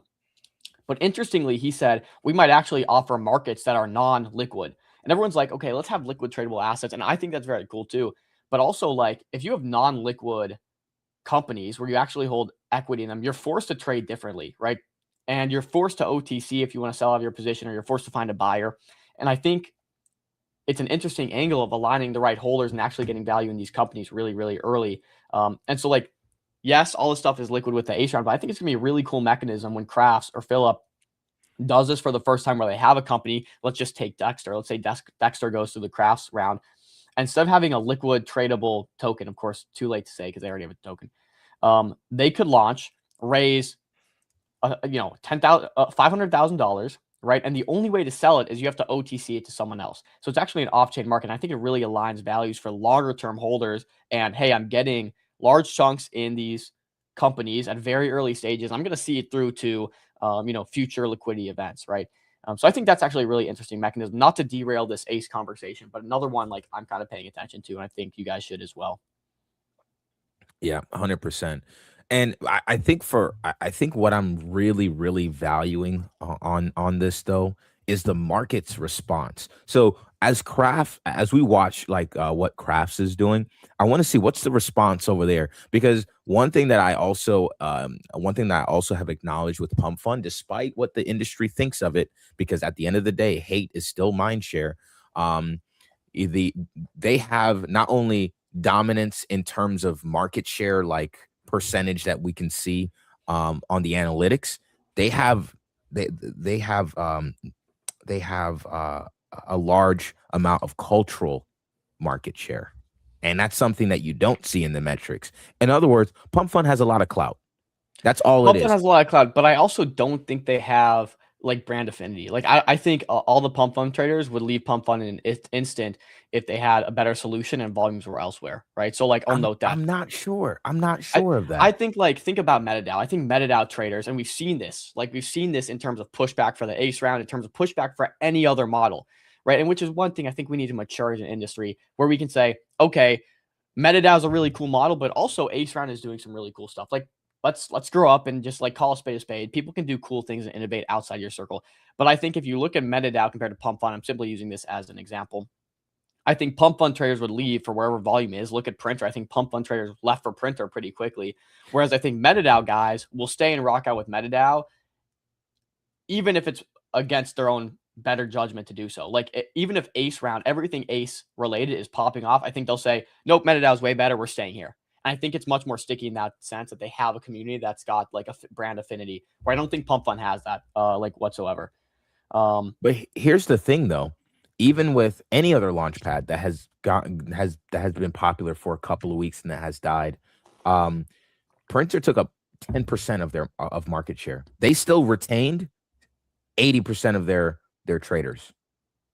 So while some traders, on Pump Fund, they're willing to explore and go other places, the majority of people, like even think about current launches, anyone that comes into the space, they'll just launch on Pump Fund, because Pump Fund has that default, like Pump Fund is the default Solana launchpad. Despite what people think about it, despite the scammy, grifting nature of deployers and how the ecosystem has been riddled with like just a ton of like just hate and stuff like that. At the end of the day, Pump Fund is it has the most cultural mind share, and it also has it's also the default launchpad that builders even would go to. Even look at like when we talked to Kodak, it was like, yo, like, why'd you guys launch on Pump Fund? Well, that's where everybody was launching, so we just launched there. Like no one even, no one knows to launch on Crafts, or like we didn't really see many like builders utility projects launch on Printer or anything like that. It was just, I think they're just very culturally relevant. And that's, that's Can't it. deny that. Can't deny that. Though, okay, one thing else I want to just cover as we're kind of talking through these projects that are curling, it seems that Crypto Jones, you're absolutely right. If you're bullish on Solana, you might as well be bullish on Pump Fund. That's it. As a proxy, simply put. I'd even put Met in that as well. I'd put Met there. Simply put. Yeah. Any spike in volumes and resurgence is going to go directly to launch pads and market makers like Meteora and like Pump Fund. So very 100%. Aligned with that. One thing I want to talk about though is generally I think crypto right now, and you mentioned this earlier, how A16's got this fund, and there are lots of multi-billion-dollar funds spinning up for crypto. It seems like the crypto world itself in general, on-chain, trenches, CT, is kind of bearish and doomer about crypto. But when you actually kind of you peek around the corner a little bit, you realize institutions are more bullish than crypto now than ever by like a long shot. We're seeing funds get spun up. We're seeing massive infrastructure investments in stablecoin rails, specifically in the tokenization of RWAs, even real estate we've been seeing recently pop off, which we can talk about. The tokenization of private equities, tokenization of equities, which we're also going to talk about later. But like, there's no reason for you guys to be jaded right now to what crypto really is. Like, smart money are really picking this up at a fast pace, and you can see it, like it's happening right in front of us, and we're still like, oh, I don't know about crypto, it's kind of scary. It's a lot harder for us to position when we don't have these private equity opportunities that some of these big institutions have and VCs that are getting spun up. But like, it's happening, and the adoption will come, and it's coming for these interesting unique mechanisms that only crypto can facilitate, like the tokenization of RWAs, like the tokenization of equities and private equities, 24/7 trading, like the tokenization of cards, like X402 for payments, like the agentic payments routes that we're going to see using. So what you need to be doing right now is thinking about what crypto specifically and uniquely offers that is not offered in the traditional world, and how blockchain can enable that. And that's where you should be positioning. Of course, it's gotta be good. It can't be retarded. But if it is good, I do think we're going to start seeing much more flow to that in the coming months. I think we found a bottom. I think we're seeing a lot of interest from institutions, and I think they know that banking infrastructure is going to be much better because of crypto. Current financial infrastructure is going to be much better because of crypto. We're going to see RWAs because of crypto be much more accessible, along with all sorts of other things like prediction markets, perps, and so much more. So X402, right? I think X402 is an obvious one for agentic finance. These things you should be looking out for and positioning for as best possible, because I think the wave is coming and you want to just attach to the leaders. So sorry about that little rant there, but like, don't be so doomer. There are like lots of inflows and attention happening around crypto and blockchain right now that I think CT is really overlooking. So that's my little my bullish take for y'all. Yeah, and I mean this is perfect example of that. 6 straight weeks of inflows for crypto. It's not just Dom saying it just because it's off the top of his head. It's literally we're seeing nearly $1 billion of inflows just last week. Bringing in assets under management to over 160 billion, right? So like this is real inflows. One thing I wanted to talk about as well is just how this money flowing into the space will affect on-chain, right? I think I don't know if you saw Dang, last week we talked about it. Yes, Pompliano, Anthony Pomp. You saw what he said about crypto is dead. Did you see that whole video? I didn't know. I do remember you talking about it though. Yeah, so like he just talks about how like, he talks about a lot of things. The part that I want to focus on though is he talked about how E-Trade, who is it? Morgan Stanley and E-Trade, they're giving their users access to trade crypto assets. And I'm like, that's different. That's different than a centralized exchange. That's different than a Binance, because we've now seen like Robinhood, for example. They're starting to they've started to give retailers, but that's more of like the retail crowd. We're seeing brokers do it. Yeah. Now it's different. Now we're talking about different type of capital interested. And on top of that, I don't know if you've seen, but like people are starting to move out on the risk curve in the stock market. People are now trading Korean stocks for gains. People are looking at like low cap, like lower cap stocks and stuff. They're going out on the risk curve because everything is pumped already. So they're looking at, okay, yeah, they're looking at where else can I look for a pump? Eventually, at some point, I think that crypto will catch the tail end of this, where everyone's like, all right, everything is pumped. What hasn't? They'll look at crypto and they'll see the institutional inflows. They'll see the better technology. They'll see the stable coin regulatory clarity. They'll see the Clarity Act when it finally passes. They'll see all of these things, the institutional interest in the space. They'll see all of these things and they'll be like, oh, well, I think this is a really good place to start to invest, especially now we're already seeing a ton of these assets start to show a lot of like bottoming signals. For example, you have Solana.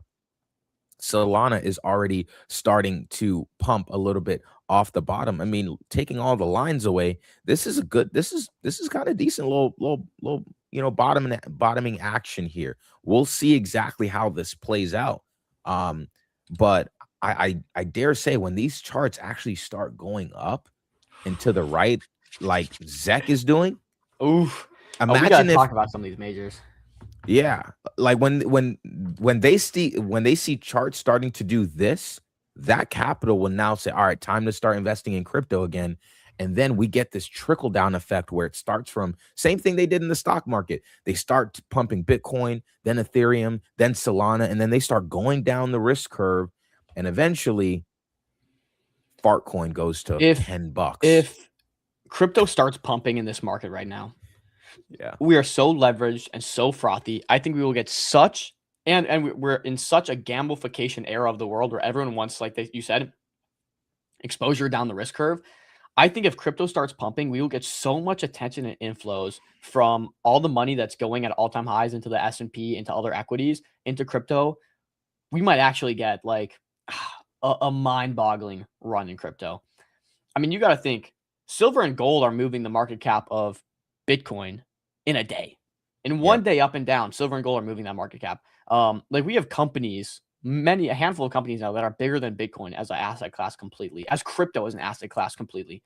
I think once we get this attention and flow starting and people start seeing gains happening in crypto again, the rotation will be immaculate. I'm not going to say 2017, 2016, 17 style run, but I do think more of a 2020 style run is probably applicable after we had such a dull cycle, I would say just now. I think we will see a much bigger one in the future. Yeah, I think we'll have, I still believe it. We will have one of the largest of runs in altcoins that we've ever seen ever. And it will be followed by the most bearish market that we've ever seen. And likely crypto would be quote unquote dead for quite some time, specifically Bitcoin. Like I actually disagree with that take. I don't think Really? I don't think we go extreme bearish anymore. I think we've had this shift now to where like legalities are literally changing in real time. Adoption and understanding around like the Bitcoin utility and use case being a store of value is legitimately changing in real time as currencies are inflated to shit and the United States dollar is not looking much better. And I think like we've crossed that chasm where okay, it's been long enough. People are now actually allocating, 1 to 5% of their portfolio or recommending 1 to 5% of their portfolio in Bitcoin. I think we've crossed that chasm, and I think we don't have as violent dips because I do think there's marginal buyers when we get down to certain levels. So I think we have a rip roaring bull run when it does come, and I think the dip is actually going to be not as bad as the previous ones. Just like each dip we're seeing in the future now has been lesser and lesser in terms of course, depth. Now, that doesn't mean in terms of market cap, it means in terms of depth, because market cap increasing means same market cap decreasing with smaller size.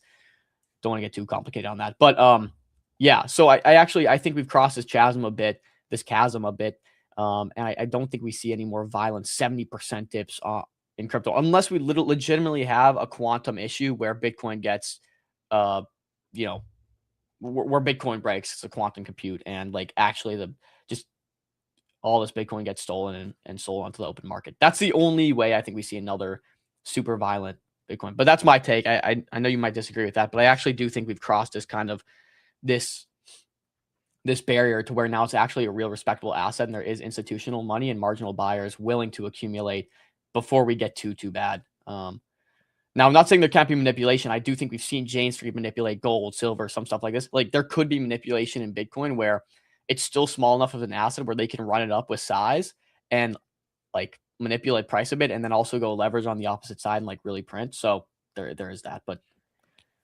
so you guys saw me kind of like doing some stuff to the Bitcoin chart. Let me explain the reason. So I've had this thesis on Bitcoin ever since I came into the market in 2021. I think I was more educated around this a year later in 2022. So around this 15K bottom here, I was yelling at the timeline, talking about, you know, bull run. We're going a lot higher, et cetera, et cetera. Why do I say that? So if you look at Credible Crypto, he actually lays out this thesis beautifully. But essentially, he says we've been in the same bull market since 2018. We've been in the same bull market because we've been making higher highs and higher lows ever since 2018. And Bitcoin has never experienced a secular bear market, right? Like, it's experienced drawdowns, but that's due to its volatile nature. It'll go up a lot, it'll go down a lot, but it's been in an uptrend ever since 2018. Notice this: we made a high and a low. After that, we made a higher high, and I should have even drew it here too. We made a higher high, a higher low, and actually on a higher time frame, we made a higher high here, higher low. A higher high, higher low, higher high, higher low, right? Like, and even if we take away some of these smaller lows here, some of these smaller lows and some of these smaller highs, if you just look at some of the major moves, it's just been higher low, higher low, higher low, higher low. We've been in a structural uptrend ever since 2018, and we haven't really broken below any major levels. Yes, they've been 80% pullbacks, they've been crazy price action, but Bitcoin is volatile. It goes up by thousands of percent, and so it'll pull back, 70-80%. And essentially what he's saying is, and this lines up with also what's his name? He just went on the Diary of a CEO, Macro Doomer guy, that talks about the falling dollar a lot. Ray Dalio. Oh, Ray Dalio. Yeah, that also lines up with his thesis as well, where so to finish off Credible's point, we essentially have this explosive, fifth wave for Bitcoin, and then afterward we have this structural bear market, and basically now is this next, we're kind of setting up for that fifth wave, and that's why you always see me looking for explosive price action for Bitcoin to justify higher prices. Now that lines up with Ray Dalio's point with the U.S. being towards the end of its empire. They'll then print more money than they've ever printed. COVID was only the start of it, and then after they've printed that money, it will create a lot of like social. It'll create a lot of social and disparity. It'll create internal conflict within the U.S. We're already seeing cases of that now, and then essentially our system will fall apart. We'll try to hold it together, but eventually it will fall apart. So the question is, that's even a bull case for Bitcoin. Again, especially a bull case for Bitcoin tied to a U.S. dollar, right? If the dollar is falling, even like the euro against the US dollar or Great British pound against the US dollar should be trending upwards. And I think the same thing for Bitcoin. Yeah. Yeah. We'll see. We'll see how it plays out. But I do think that the base case is true. We've been in a structural uptrend, and we haven't been in a structural downtrend for any consistent period of time. You know? Crypto Jones, I agree with this take here. Yeah, it's a monetary debasement question right here, right? Like you shouldn't even compare the Bitcoin to the US dollar, because Bitcoin to the US dollar is like the true Bitcoin bull thesis is that no currency will ever compare to Bitcoin, and it'll just be infinite dollars to Bitcoin because there's no value in currency. So yeah, it's the base currency here. We're looking at a Bitcoin against the US dollar chart. Realistically, it should be a Bitcoin against gold or Bitcoin against silver or Bitcoin against some sort of hard asset. And I would agree. So Yeah. No, I definitely see where you guys are coming from, though, for sure. a lot of macro gurus, this is from Duster here. A lot of macro gurus I've been peeping for years are saying 95 to 97K going to be tough to break. Think a fall forward to 60 in June. All bears to date been 100 plus days longer. Yes, all bears today have been 100 plus days longer, but I don't understand this argument. Like the market is forward looking. All bears to date until the last bear market you can look at every single time on this chart was longer than the previous one. Every single time we've had longer bears than the previous one. 2017, the bear was 2017, the bear was shorter than the previous bear. 2021, the bear was shorter than the 2017 bear. This bear market here is going to be shorter than the last bear market because the market is simply forward looking. Just like every bull market tops out a month earlier and has in the past. It's like, yes, it's 100 days shorter potentially if we bottomed out at this point, but like that is the nature of a forward looking market. Yeah, and yeah. I'd say this as well, just in confluence with that. You know, from all-time high to all-time high break. So, you know, if you go back here to, let's just call it 2021, this all-time high to an all-time high break over here, the distance between this time and this time has been shortening every single cycle. So that time has been getting shorter and shorter every single cycle. So that goes along with Dom's point of, hey, look, like this bear market might not be as long as people expect. And I also think it's not going to be as deep as people expect. That's why I don't think we go for 40K, 50K, 39K and Much all more that. shallow. Yeah, I think we probably tap sub 60K, maybe sweep of the lows or a double tap for equal lows, whatever. But I think we do that, and then we continue on. I mean, you just have to look at the economy. You have to look at the chart in a fundamentally worse environment for Bitcoin from all aspects you can look at. We are at a better price now than we were, and fundamentals have changed for the better. The chart has changed for the better. You can even see where accumulation happened in the past, where if you look back to the third line, 1, 2, 3, or 3 from the left that Chill's drawn, there was long-term accumulation there. I don't want to get too caught up on Bitcoin because we can, I guess, go back and forth on the thesis. But like we had long-term accumulation where smart money got in over a period of time. After a sweep happened, there was clearly demand in that area. I don't think it's worth overcomplicating. Like we've come back to that area and fundamentals have only increased. Just like you'd be buying anything like Robinhood. I think the same thing kind of applies. You see Robinhood fundamentally has increased in terms of profits and all this stuff, in terms of adoption, in terms of growth, and the chart is much lower than it was during the worst periods of time, right? So it's similar thesis to Bitcoin, and I probably articulated that very poorly, but let's not get caught up on Bitcoin. I do want to talk, however, about Jupiter, Yes. Ton, and Zek, Jito, Sui, all Let's these do it. things. Specifically Jupiter, because they've recently flipped a switch to where I think, and I haven't, again, I've been in Miami this whole time. So like I'm just seeing little clips of this and it's pumped off of this. But apparently they've flipped a switch to where they have prolonged emissions. They have like called off, I think maybe another airdrop to add further supply. And also now they are putting a piece of revenue perpetually to buybacks, I believe, written in the smart contract. And we know Jupiter's been, it's a legacy product. It has complete domination and market share. You could even call it a monopoly over swaps. Like Jupiter is going nowhere, and now a bit of a portion of their revenue is going towards a token. And the question is, okay, if revenue is going towards a token, does that outweigh emissions, and to what extent? So I'm just curious what you know, Chill, and I haven't like looked into this deeply. I'm curious what you know about Jupiter, because I think what I've seen is that their new buyback model should outweigh and has been outweighing emissions by a very long shot, and so hence it's now a deflationary asset. And of course, with a product that's here to stay and going absolutely nowhere because they have a monopoly over the swap market on Solana. Again, that's assuming Solana goes nowhere. You can assume that this goes much higher as they continue to burn supply. Do you know anything about these updates, Chill?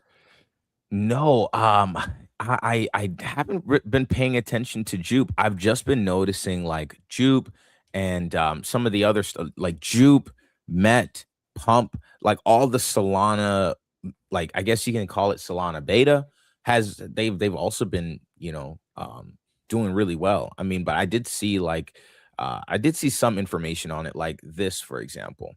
And this came out a couple days ago, so it's a little old, but we can still go through it. Everyone was treating Jupe like a DEX aggregator bleeding out from a $2 high. That wasn't the story. It was building on the growth that tokenization had. Solana 10x growth over the past year, 2 billion plus in total RWA value on the network. Tokenized stocks on Solana went from 0 to over 660 million, 25 billion in total transaction volume, with 37 million traded in a day. Solana now settles 94% of all on-chain tokenized equity spot volume. It does 5,000% more than every other chain combined. Jupiter isn't an aggregator anymore, and the securitized partnership proved this, turning Jupiter into the first front end for regulated institutional grade tokenized stocks.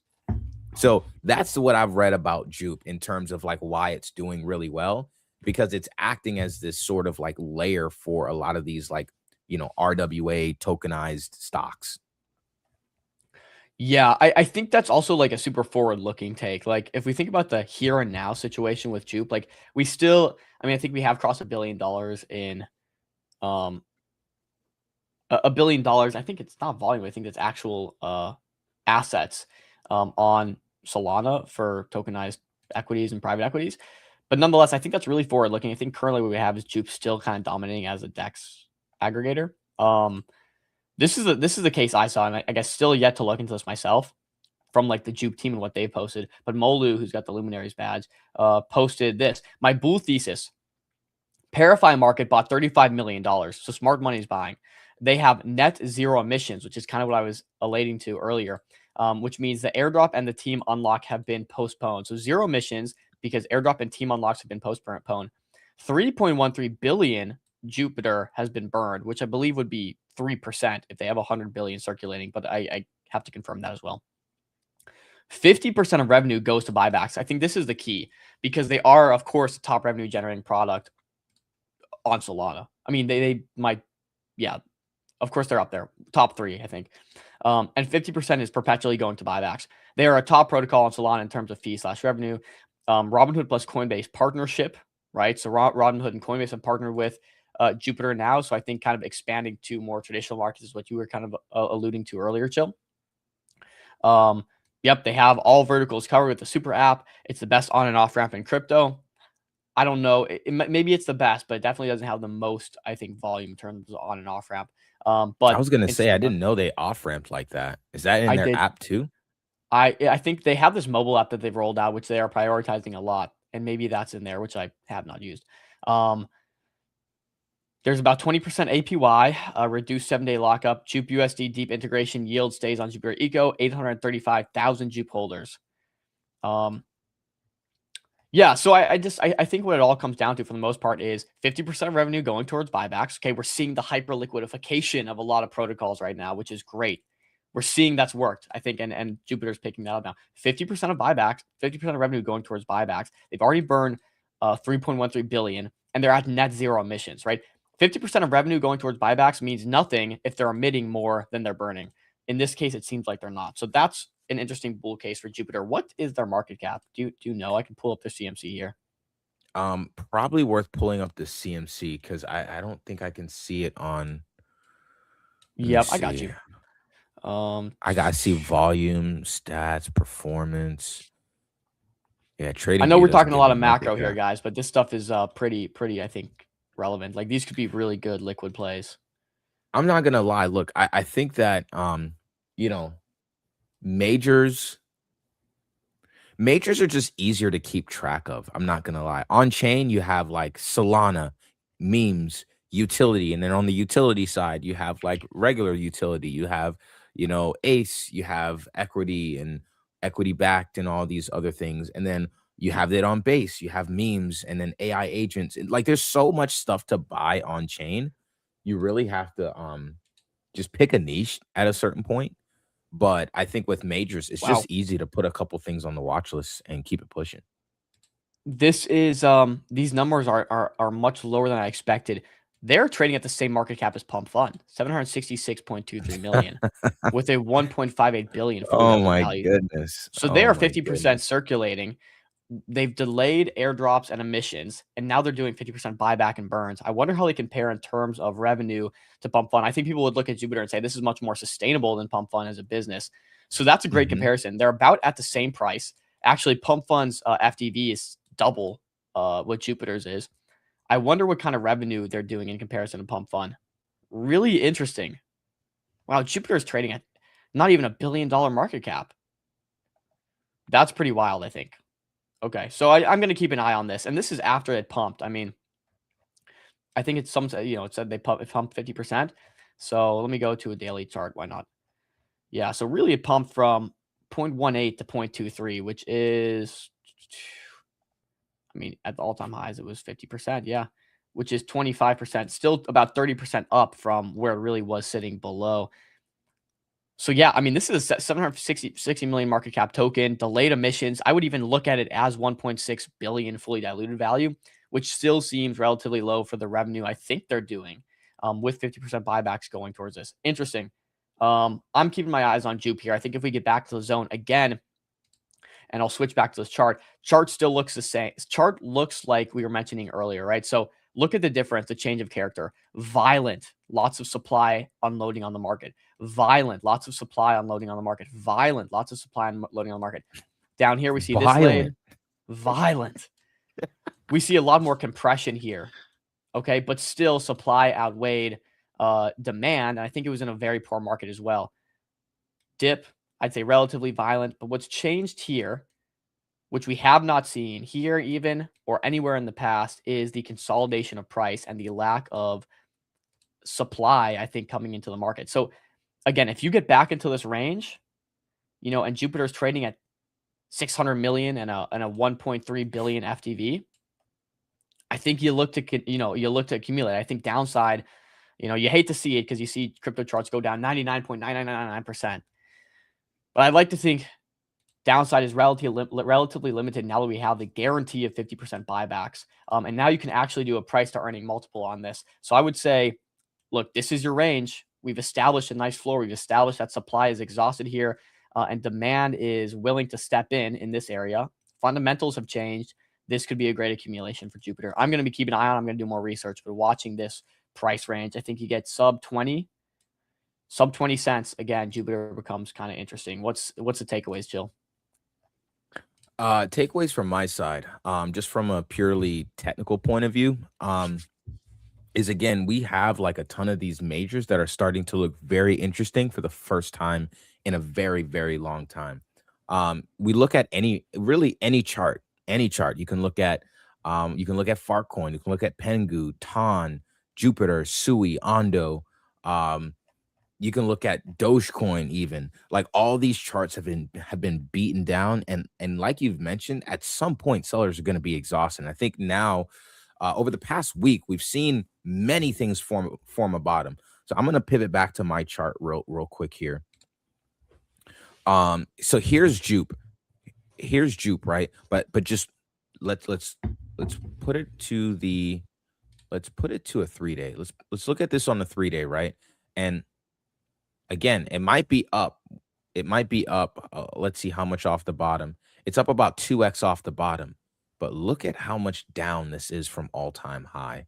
This is still down almost 90% from all-time high, right? So that's what we have to take into consideration with not just Jupe, with all of these tokens.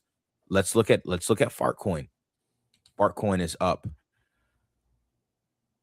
almost, yep, it's up 100% off the bottom. But how far down is it from all-time high? From all-time high, it's down well over 90%, 91%, right? Same thing with not the same thing with Zek. Zek is super pumped. I don't know if it's the exact same with Ton, but even with Ton, like relatively, this pump is noticeable on the chart, but we're still at barely over $2. We still got to go to, over $8. So there's still a lot of room. Let's dig into Ton thesis. That's what I want to talk about, because Ton fundamentally has changed now. Have you been following this? Yes, I have. Real quick, let me finish with Jupe, and then we'll pivot into Ton. Cool. I'll be right back. Okay. So that's really the base case here for all these tokens. Sui, same thing. It's up how much off the bottom? It went up about 77% off the bottom, but down from all-time high, still 77%. So as you can see, and we can go on forever. We can do this, time and time again. Jingo, Glue Woo Woo. What's up? Hope you're doing well, brother. We'll probably have to take a look at Takabu just in your honor, sir. Welcome to the stream. But that's the structure like that we're looking at for a lot of these tokens. Actually, let me take some of these lines away too. Boom, boom. But yeah, like that's the structure that we're looking at for a lot of these Gamblu Sendu. Yes, sir. Glue Woo. Yeah, so that's how a lot of these tokens are looking. Now, when it comes to Jupiter, I'm especially paying attention to, because like I told you guys, I'm very bullish on Solana. I'm very, very bullish on Solana here. And I think Solana will be a very it'll be a very key level. I mean, a very key asset to watch. And I think this will end up outperforming the rest of the market. So I'm going to prioritize stuff that's on Solana, and like going along with what Dom had to say about deflationary part of the asset. Crypto is volatile by itself, but you add deflation to it, and I think that hypocharges this price action. So I'm actually looking to get long with leverage on this, but definitely a good bad boy. But good place, even without leverage, good place to go in spot. But Ton is one of them. Ton has showed their hand. We talked about this last week, and I know Dom has a thesis on this, but basically last week we said, hey, look, it is coming into this area of resistance up here between 260 something and 380, call it. And I told you guys that this price action can do one of two things. It can either do a bull flag, right, and then break out and form that sort of price action, or we can pull back to the 0.7 or to the golden pocket down here before going back up again. And actually, I wonder on these majors, I might have to start doing some DLMMing on some of these majors to see if that will play out really well. But Ton is looking pretty good. You have the CEO of Telegram acting as the top Ton KOL. That's pretty much the core thesis for me. But there also has been a lot of things around their staking, and their blockchain speed and how that compares to others as well. So yeah, maybe I know you have some of that stuff that you might want to talk about too, Dom. So wait, tell me about the blockchain. Tell me about Ton, the blockchain itself, real quick too. Is that what you were just getting into? Yeah. So from what I understand, here's again top KOL here. Let me show you guys this real quick.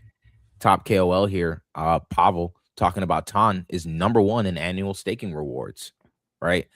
He actually put out a few images like this on his profile recently. One of them talking about how they are also, look at this. They're #1 in terms of finality time, 0.6 seconds. right? And so he does this comparison Wow. to all the other blockchains. And then there was also one other image that he shared outside of, it was the staking APR, it was a block speed. And there he, oh yes, there's a tweet. It wasn't a picture. He put out a tweet the other day that basically said, look, Ton development, I think that's probably the tweet that you had, no? Yeah. He said Ton just became 10x faster. Their development for Ton is 10x faster. So not only are we lapping the audience, I mean, not the audience, not only are we lapping the competition, we're also about to speed up. And so that's now where you create this case where, you know, for Ton, it's this massively underpriced asset.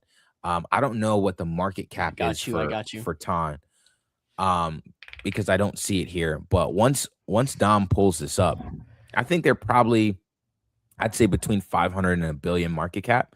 I mean, 500 million and a billion market cap.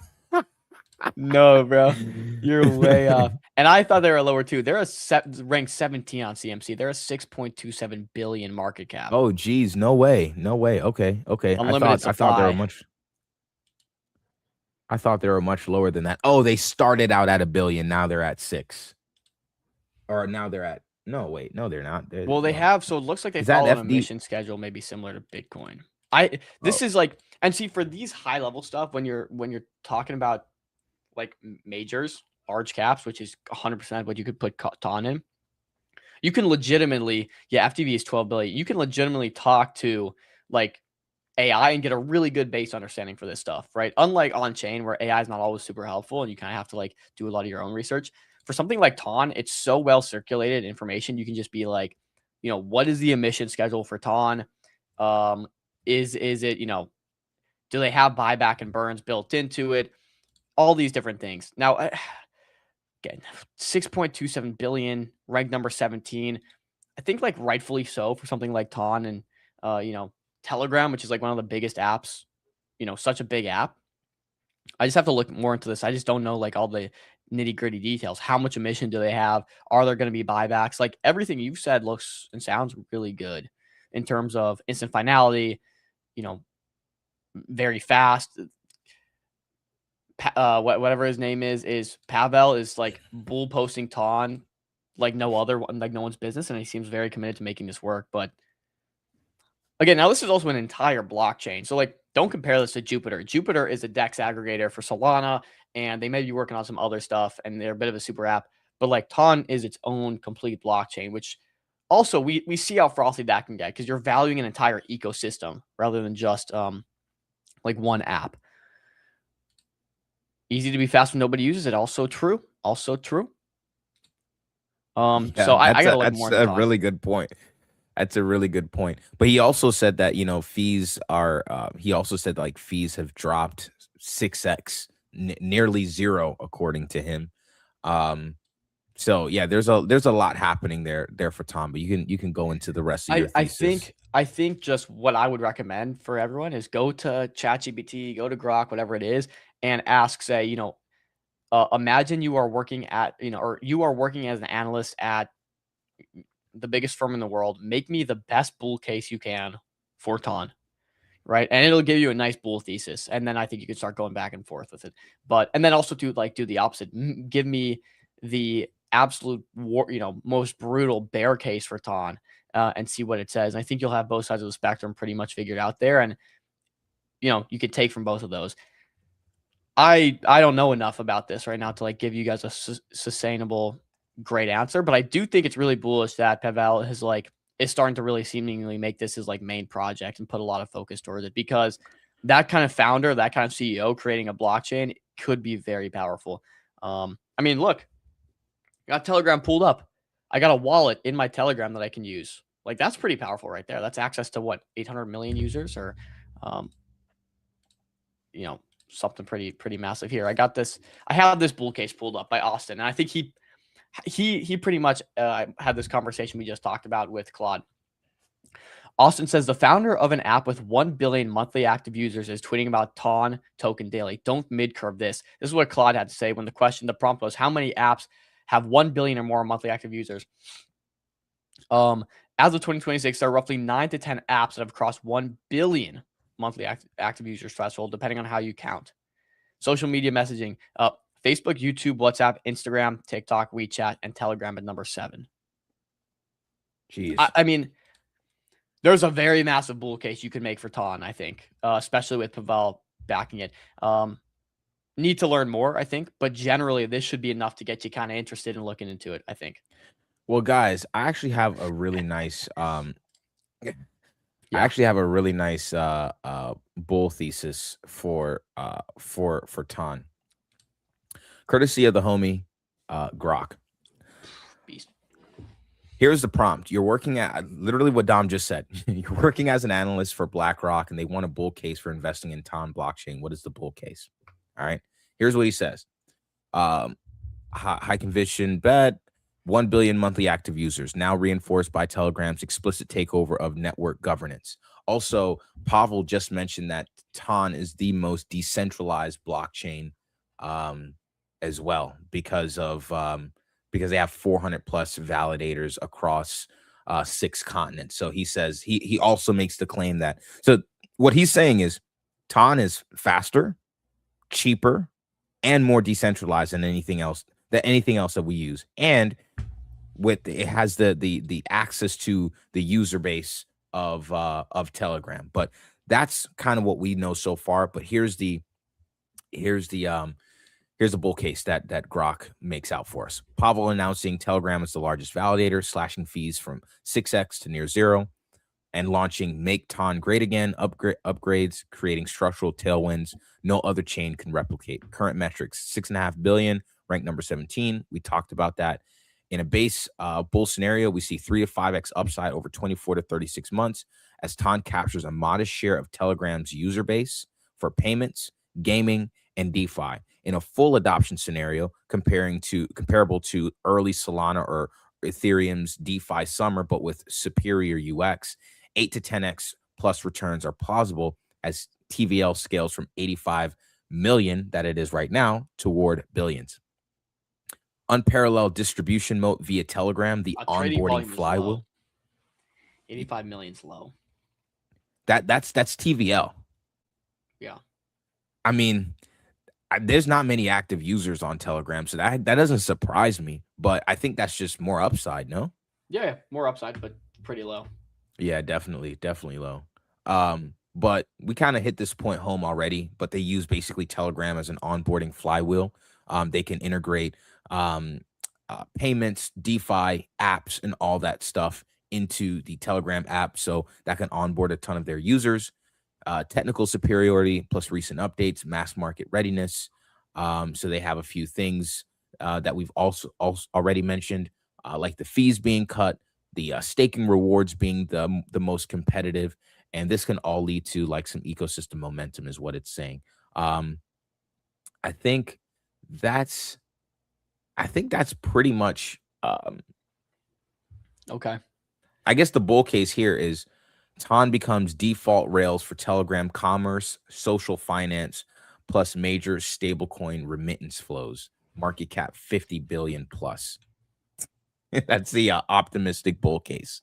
The base case is 1% to 2% of Telegram users actively transact using the Ton blockchain with Telegram as the UI front end, but Ton powering everything, and that takes TVL to possibly $1 billion, and possibly the market cap to 30 billion.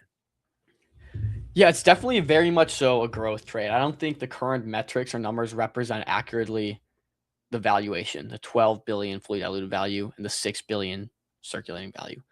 I think what's being priced in right now is exactly what we read, and it's okay. Well, it's got a massive chance to grow via Pavel's relationships, ability to grow, integrate all this stuff, and just make this ecosystem blossom, give 1 billion users access to these financial rails. And so when you look at Ton's price, I actually do think it's still technically overvalued, but again, that's people pricing in, I think, the growth market here. And it could grow a lot more than people are even pricing in. I don't know. I think for me, maybe it's just keeping a close tabs on Pavel, and Ton, the blockchain in general. Just if traffic starts picking up, maybe start to position. I don't know if I'm a buyer here though. Even with him bull posting a lot in this market, it's kind of No. I've also said the same thing. Like this has gone up, over a couple 100%. I think 250% or something like that. Off the yeah, but if it does 130%. come down 30, 40%, maybe even 50% back into that range, now we go from a 6.3 billion market cap to more like a, 4.5 billion market cap, which becomes much more attractive. Yeah. I mean, I really Can't call I it. think that I think I would love a pullback into the golden pocket here. So around like just under $2, like $1.90, call it. I would love a pullback into this area here. So if we can just grind down, we cool off, bang, and then we go up. That's where I'd like to get involved, is that circle.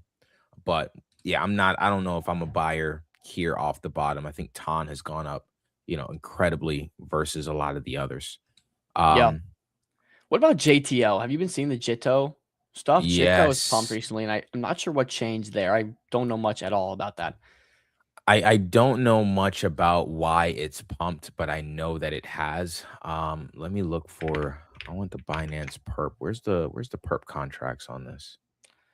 Maybe no perp contracts. All right, so let me just go with Coinbase, I guess. But I've seen it take off. I mean, there's a ton of majors, bro. A ton of majors that are coming up off the bottom. JITO has been exploding since they have announced JTX trade.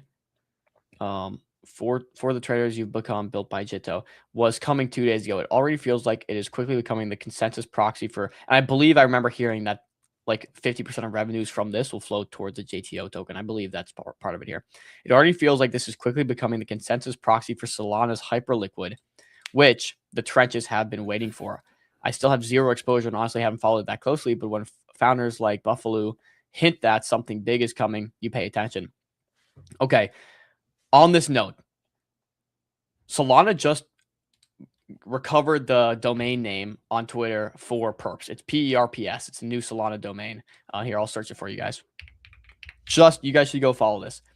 But people are assuming that Solana makes a big perps push, right? They've tweeted one time. It said Solana. It's their Solana perps platform. Literally was just created. 6,000 followers.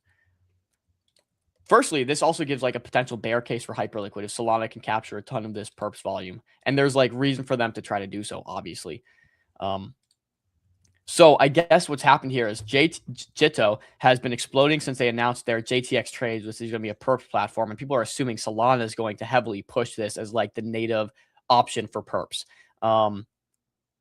So something to watch. What does the market cap of JTO become in this situation? Let me find it for you guys real quick. So this is ranked 140 on CMC.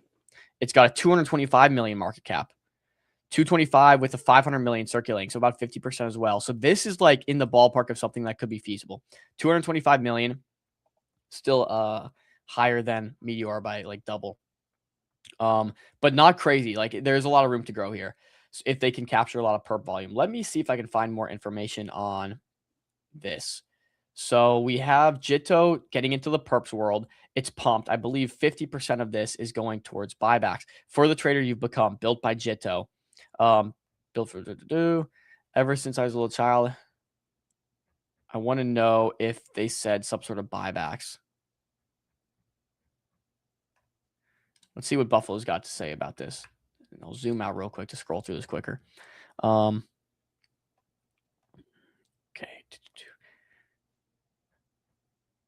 There's a quarterly call coming up here. When is this?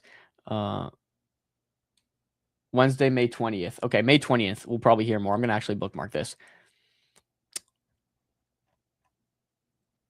Every market for this. Sorry, guys. I'm just trying to figure out here what this means, right? So if Solana does push this as like their go-to platform for perps, do we get buybacks coming from it? Is it a hyperliquid style thing, right? I think to compete in perps on Solana, we're going to want a hyperliquid thing that aligns holders just like hyperliquid did. So at least 50% buybacks.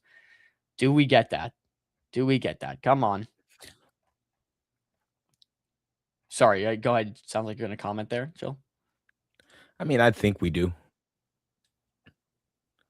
No, I think we do. I think Solana has been pushing in this direction for quite a long time. Yeah, go ahead. Here, let's play this. I'm going to stop sharing. I'm going to reshare real quick because I want audio to play on this. Again, live, trying to dig into this with you guys here. And again, so Solana's pushing this.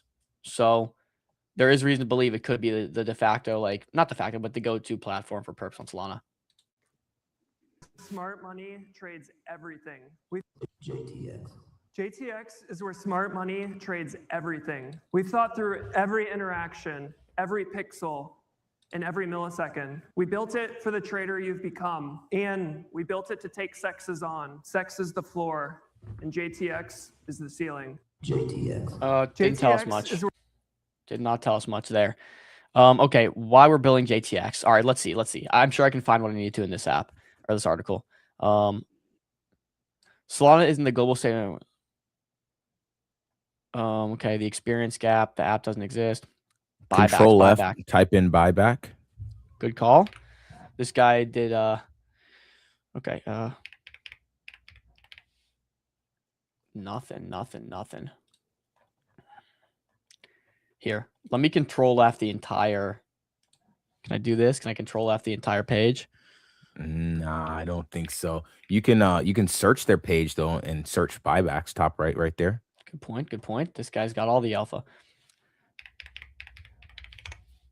Nothing.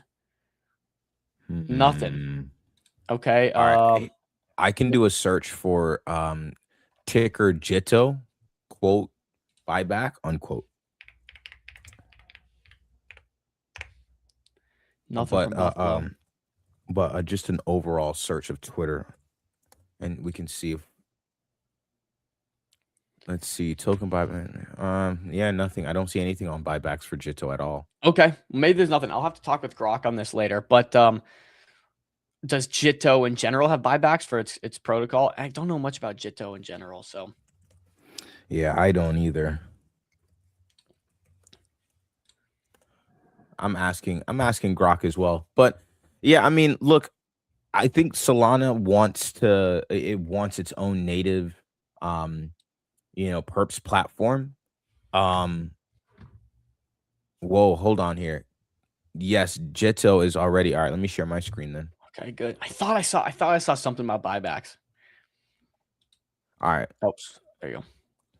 So here we go, guys. Let me put this a little up for you guys. Yes, JITO is already doing buybacks and has committed to ongoing revenue-backed buybacks in October 2025. JITO announced that 100% of network and DAO-generated revenue from block engine fees, ban plugins, etc., will go towards continuous JITO buybacks.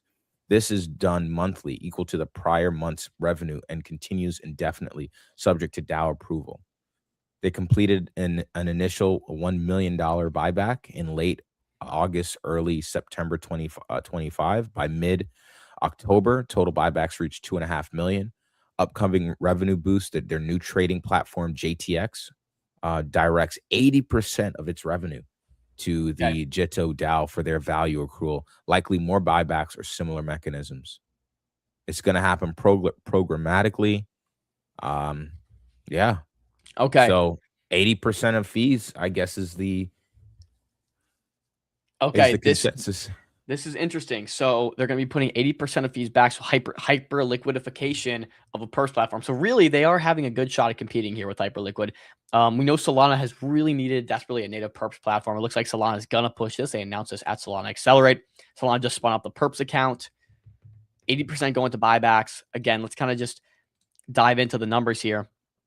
225 million market cap. I believe $2.5 million has already gone towards buybacks is what this says.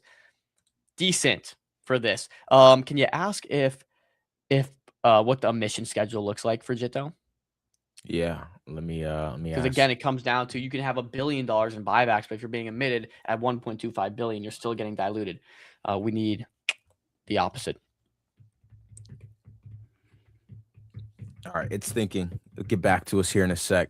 Not gonna lie, guys. Grok is like no fixed inflation emission schedule like many other tokens. It has fixed total initial supply of 1 billion, but the effective circulating supply grows through linear vesting unlocks from allocated pools, and the DAO can mint distribute more than community growth ecosystem buckets, so making long-term supply technically infinite in some models. What the heck? Circulating supply is 400 almost 70 million.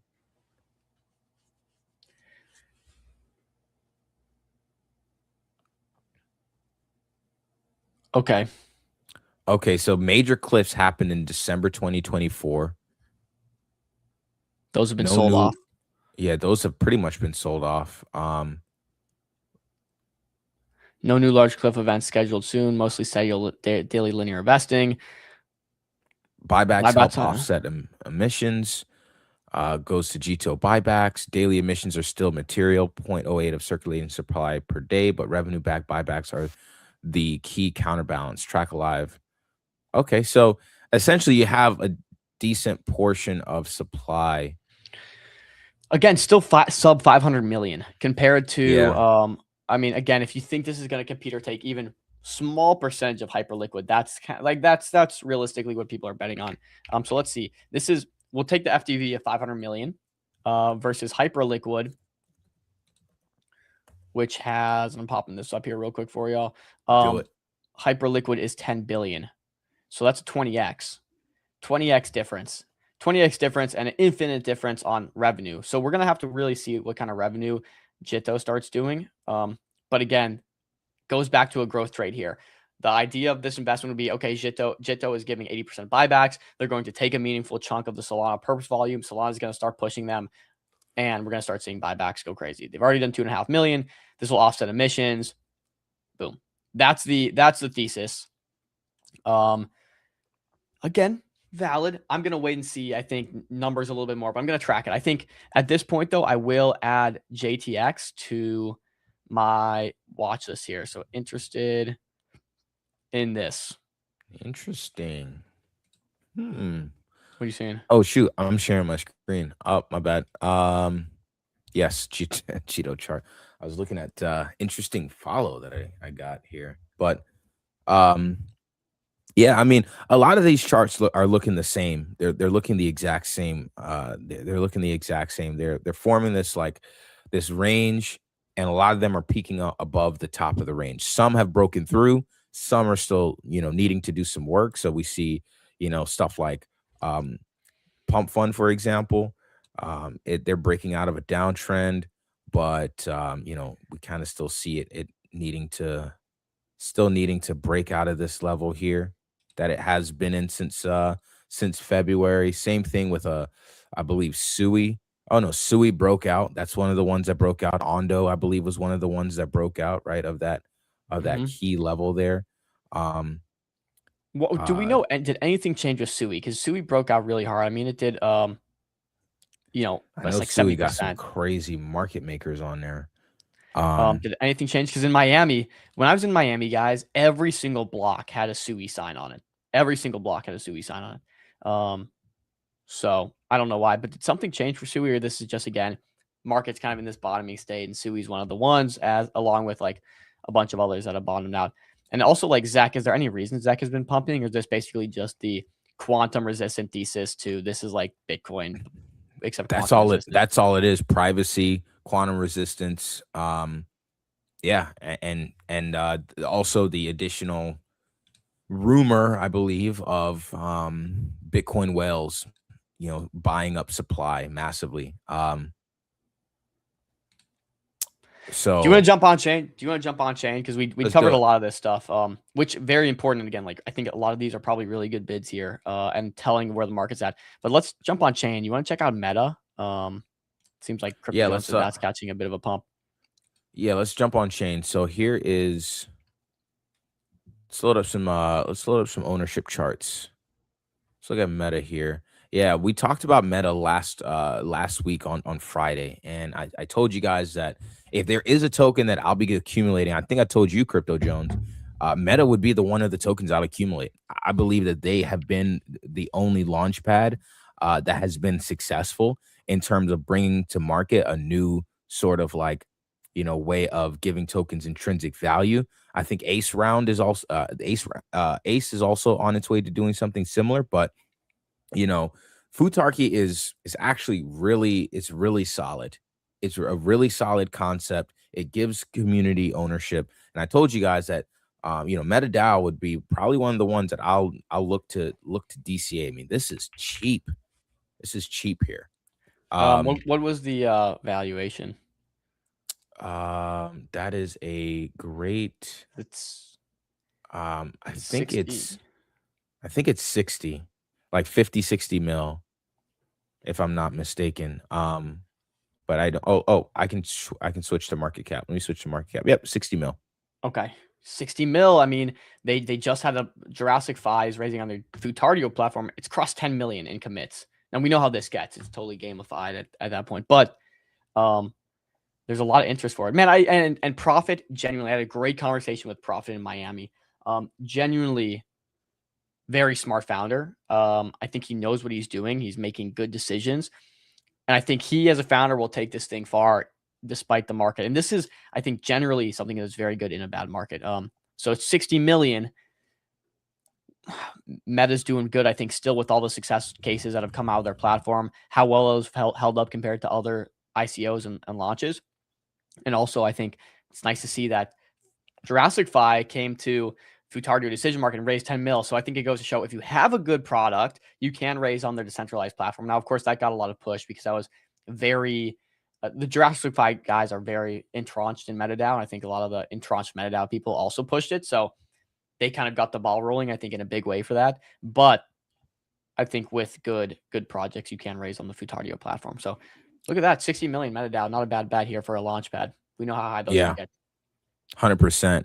I've seen also, if I'm not mistaken, Umbra was also catching. It sold off a little bit. It was like pumping a little bit, but then Umbra it just kind of. I think had a proposal for a future, like a further fundraising round, I believe, to mint more tokens for fundraising. Is what Interesting. That's a I think rough one. A few of them did this. Well, they actually passed, I think, because people thought that generally this capital was beneficial and it was like smart money who was accumulating. Really? This. Okay. Yeah, I need to look into the details, but I actually don't think it was as bearish as maybe that comes off to be. Gotcha. Okay. Yeah. Initially, that kind of. Yeah. We'll look into knock. Actually, I've been hearing some FUD though, Jingo. I've been hearing some FUD. So I was looking into it, but then like knock. So let's do this. We have a few minutes left on stream. Let's run this for like another 20 minutes. We'll cut it at like 3 hours. Bro, you got to mention the FUD before I buy. My bad, G. My bad. Mention it before you get a better entry. Yeah, literally. Now I want to hear it. All right, let's see. So let's do this, Jingo. Let's start on base. Knock is on base. Let's go through all of our base stuff. Let's see if we have any key updates. Can we start VVV? Have to start VVV because that is like what is causing this entire run. Yes. So here is the VVV chart. A thing of freaking beauty. Oh my God. All right. So that's the VVV chart. It's been going into price discovery. And here is the VVV ecosystem. I mean, dude, this chart is like, that's on the weekly, mind you. Like if we really look on the daily, bro, this thing has just been grinding up for weeks. I mean, you bought this at the Stone Cold crypto bottom in February. You outperformed the rest of the market. Oh, I thought no. I looked at you because I saw you. I know you've been you've been posting a lot about VVV. You kind of I don't know how soon it was you called this, but I know you called this at some point. It's been a good one. You know what I'm saying? Claim your clout. That's been a good one. I mean, here, I might have that, marked out on the chart. Okay, yes. So we were talking about VVV around this time frame here. I mean, even before, I think $3-4 I had mentioned in my Telegram. I have to check, but VV got this initial pump. I think really was a second pump. Yeah, somewhere around here we were looking into it at the $3 to $4 or $5 range. I think we were really keen on VV, and at that point clearly established, okay, this is a very novel mechanism that's extremely valuable. And by the way, they have millions of users. So this was like, this was an obvious one. It's been, I think, the best performing trade I've taken in last couple months. So really just love VVV. Interested in some of the stuff spinning out of it, or really specifically one. But yeah, we're doing good on VVV. We can keep it moving here.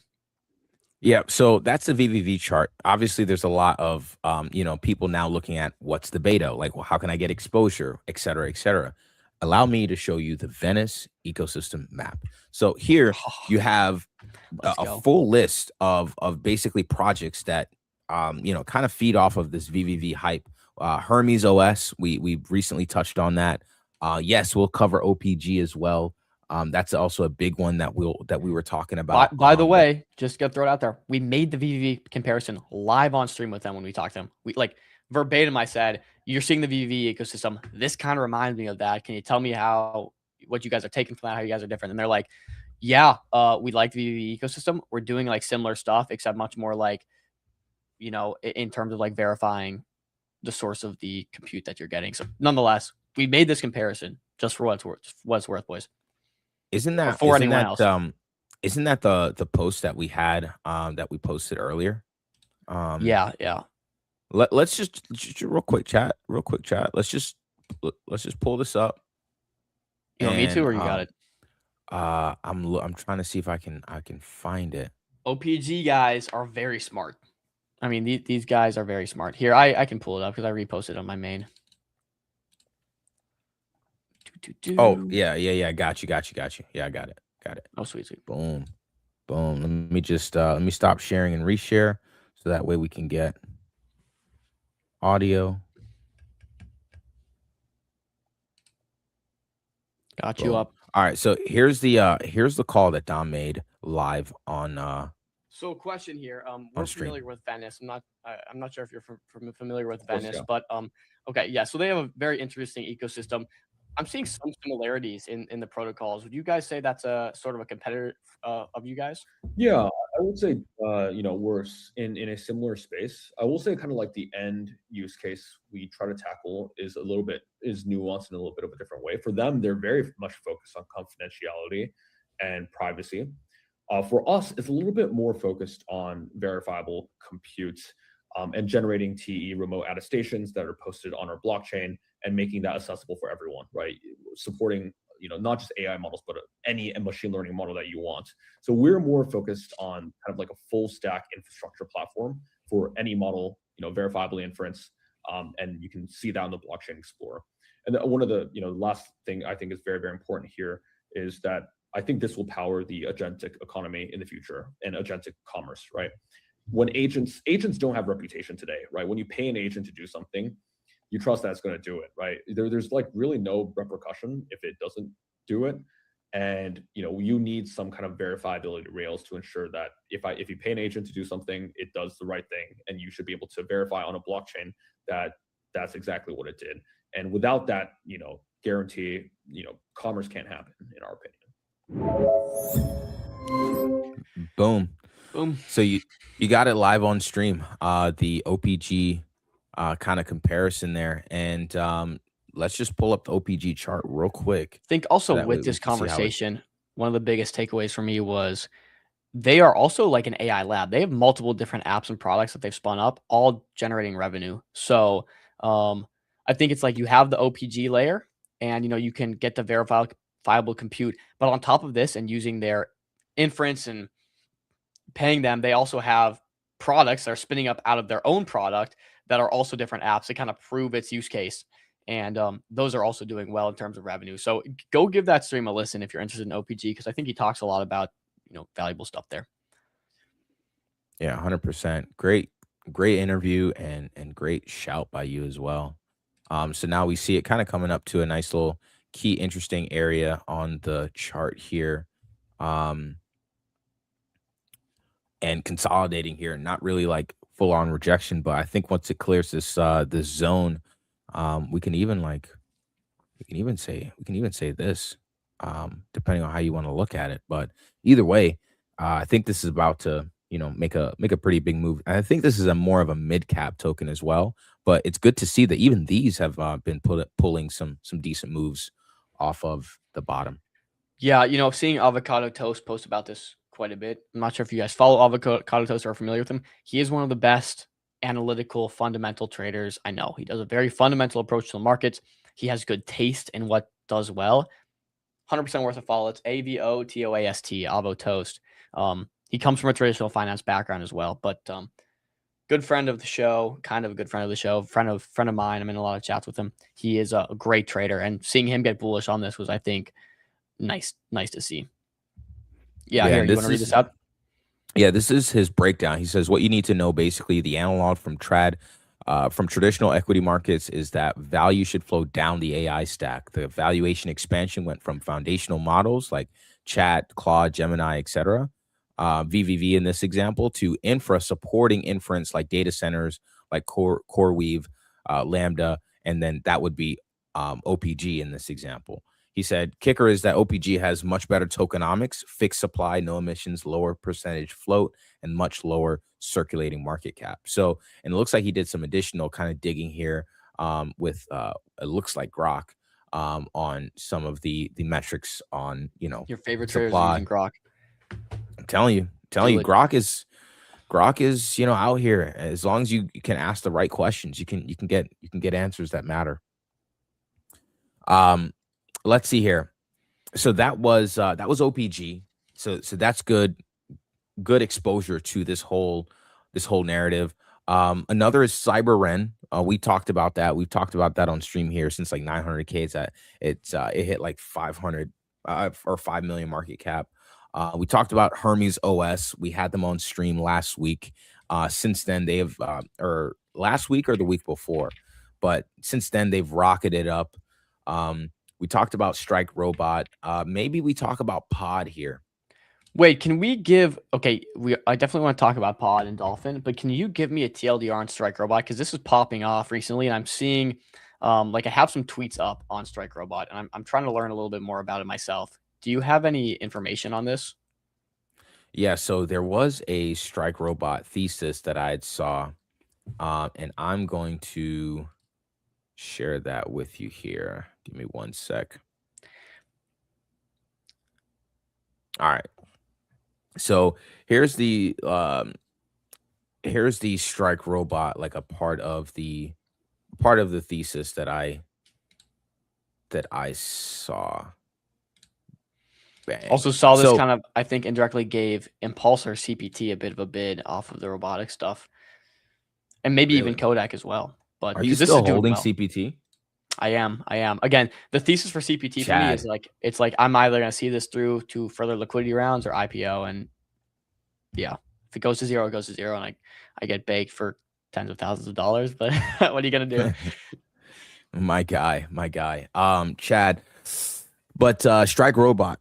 So apparently this is agents controlling robots. I think is what is being done here. Okay, but he said here's the tech breakdown. Perception and vision, they're integrating advanced vision models so robots can actually perceive complex environments.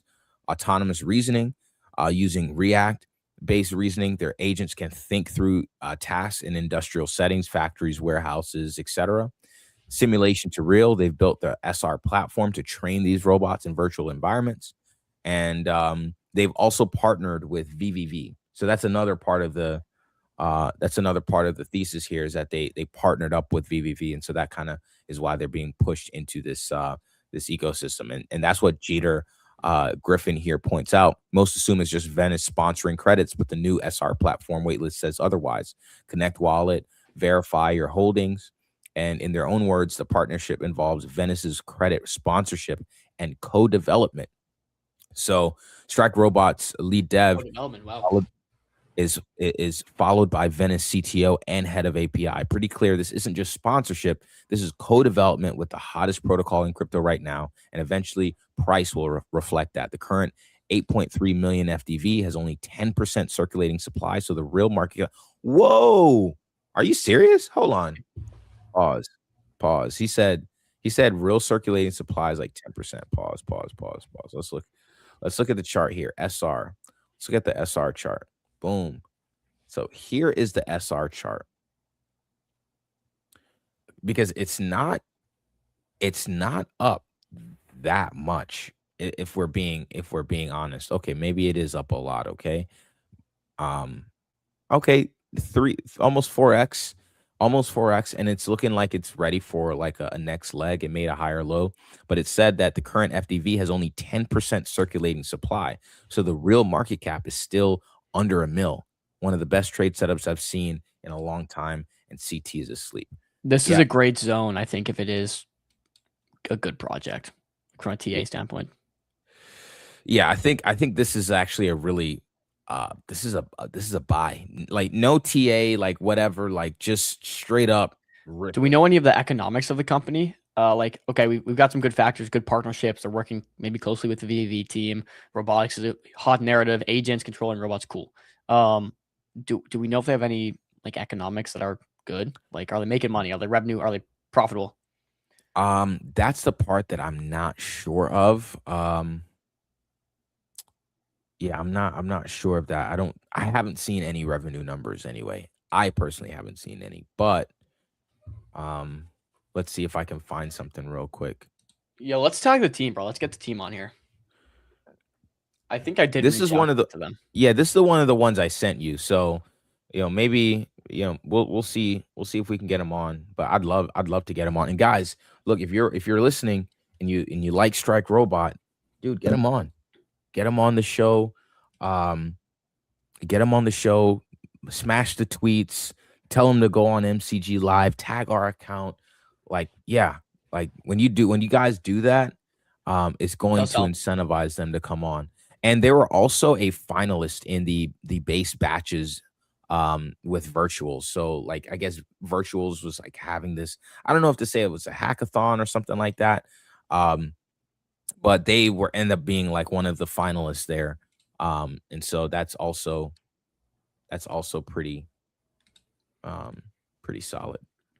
Okay, do you want to jump to Pod? Because I'm seeing a lot of Pod tweets on the timeline. I'm seeing our very own Top Fumbler write up tweets about it. I'm seeing DOD, Decentralize or Die, writing up thoughts on it. I'm seeing everyone talk about Pod and what it is. Do you want to cover this? Run it. Do you know anything about this, or are we doing the research right now? We may end up doing some research right now, but I do have some tweets already prepped. So let's go back to our ecosystem tweet here. So as you can see, this is the ecosystem map.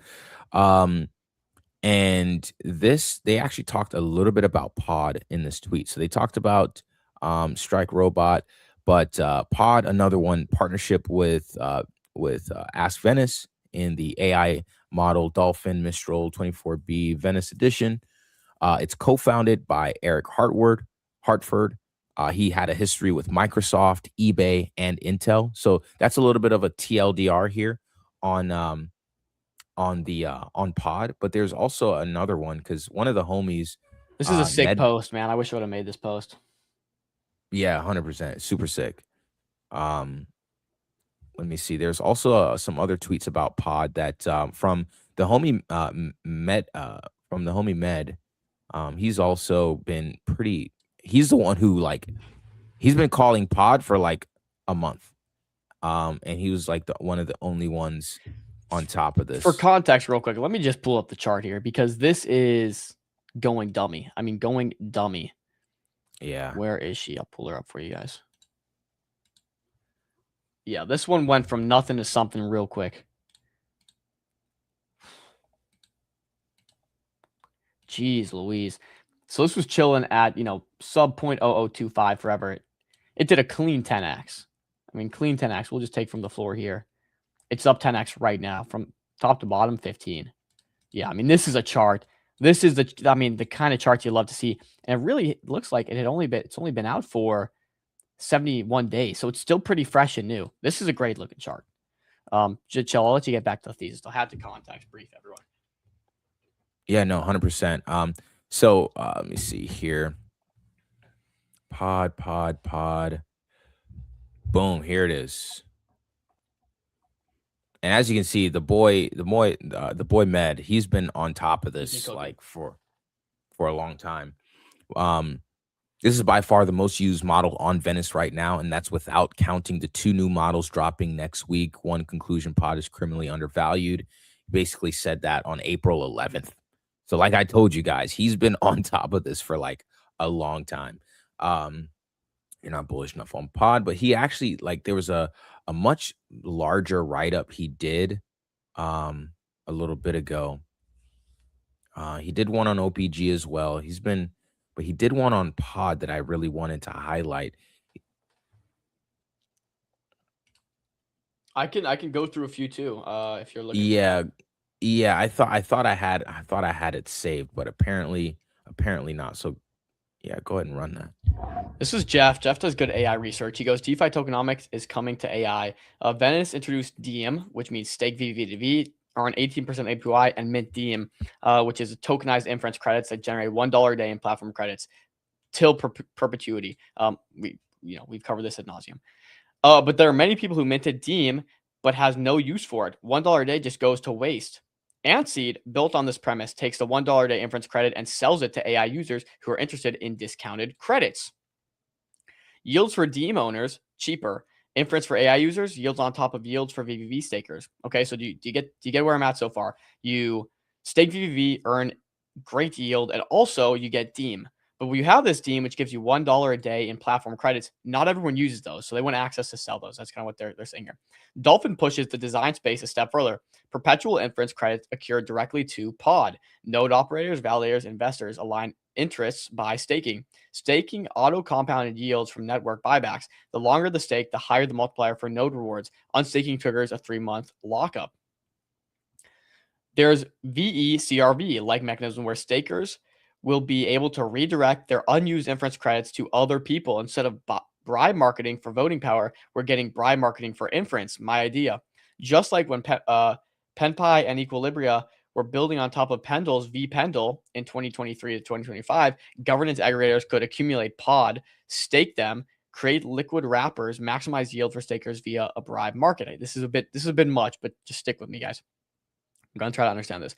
Pendle itself could list both Diem and Pod in the future and create PT/YT markets where investors can speculate on yields with YT if they think inference demand is high or fixed to yields. Blah, blah, blah. Looping strategies could also be built around PTs or cool DeFi tokenomics design. Okay. Not sure if I fully understand or wrap my head around it after that conversation, but we do have an idea of the start here, right? You have Diem, you get the $1 a day in perpetual credits. Now, what do you do with those credits if you don't want to use them? Well, you can actually, I guess, sell them. And I'm assuming Dolphin or Pod allows you to do this. So we can read this.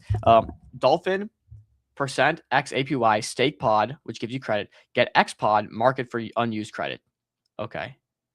So that's kind of what he says on it here. I'm going to also go to DOD. I got a clean thesis. All right. Got you popped up. All right. So here's Pod.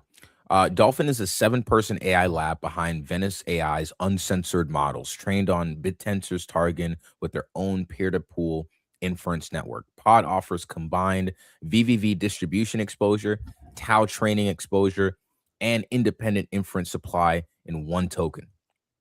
Peer-to-pool unlocks idle gamer GPUs with anytime join leave, no uptime penalty, while proof of weights, multimodal verification, log prob fingerprinting, etc. So they have 10x the performance per dollar versus data center chips for smaller to medium models, with audio at fractions of a cent per million characters and low break-even utilization. So, performance is better than other models. It's cheaper to access, and then there's also some sort of like buyback going on because 100% of the network revenue supports the token. So it kind of gives you this like exposure to VVV and Tau, and it's also its own independent inference network all in one trade. So that's really the setup, like just talking about that. Just trying to simplify it. Cool. Definitely, that's good because I wanted a better idea of Dolphin. This is popping off.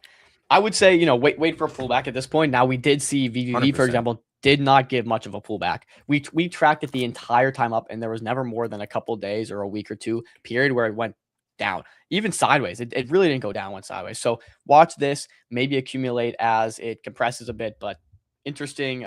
Look more into it, do some more research. But there's your quick little TLDR. Any last thoughts on that, Joe? Yeah, and I think really this is the part about the moat here for Pod is the peer-to-pool infrastructure. So it's decentralized GPUs. That's really what this is. It's all decentralized. So it's built using Tau, decentralized infrastructure, built using VVV, decentralized infrastructure. And then keep in mind, they're an AI lab built on VVV that's now partnered with VVV as well. So you kind of get direct exposure to that VVV price effect type of action. I will also add this from DOD, my goat right here. We're just talking about him. He said Pod just quietly burned 50% of their supply. Full API launch upcoming. Most interesting project in medicines. Venice works with them directly, and almost no one is talking about it yet. They've been quietly building for 2.5 years. First is one of the most popular open source AI models makers. Now is a decentralized inference network. Why I'm impressed. Why I'm interested. Venice distribution mode. Dolphin AI created the Venice uncensored models, which ask Venice and Open Tensor and Target compute. With Ask Venice, Open Tensor. Wow, those are 3 big names right there. So just to be the 4th amongst those guys is pretty crazy. Owned uncensored model IP with 4 million monthly Hugging Face downloads. 4 million monthly Hugging Face downloads and default stats on Venice. Full API launch plus first major rewards claim /epoch going live in coming weeks. Utilization percentage will ramp visibly on dashboard. 2.7 million circulating. He also had this full thesis here, which I guess I'll skim through, but this is looking good.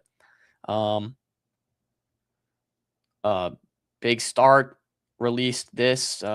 Just lays there. Eric Harford drops the first Dolphin version. 2020-24. This is a bit of a history. The team evolves.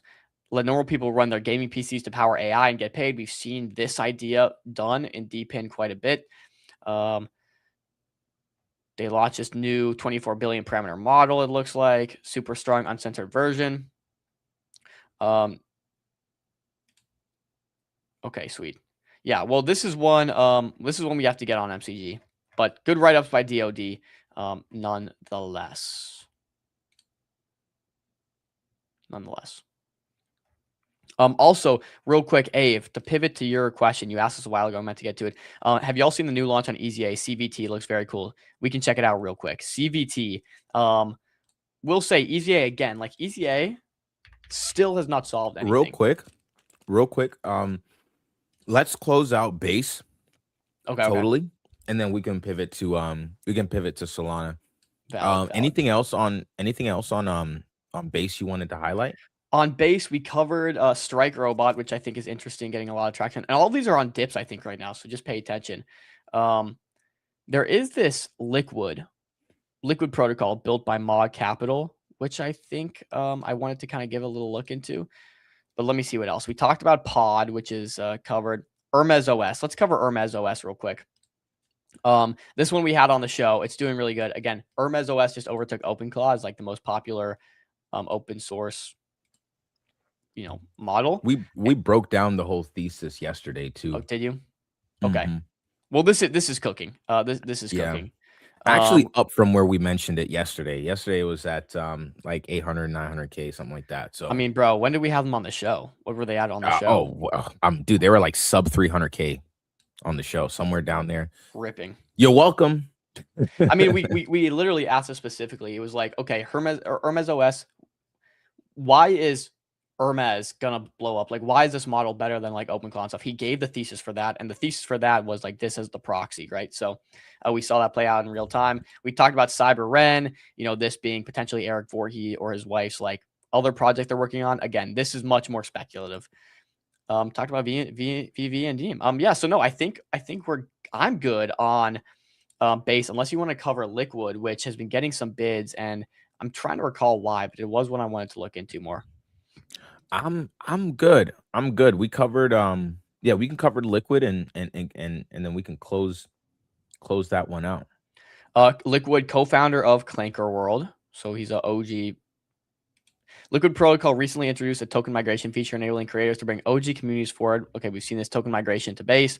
In honor of the migration reduction, nope, nothing there.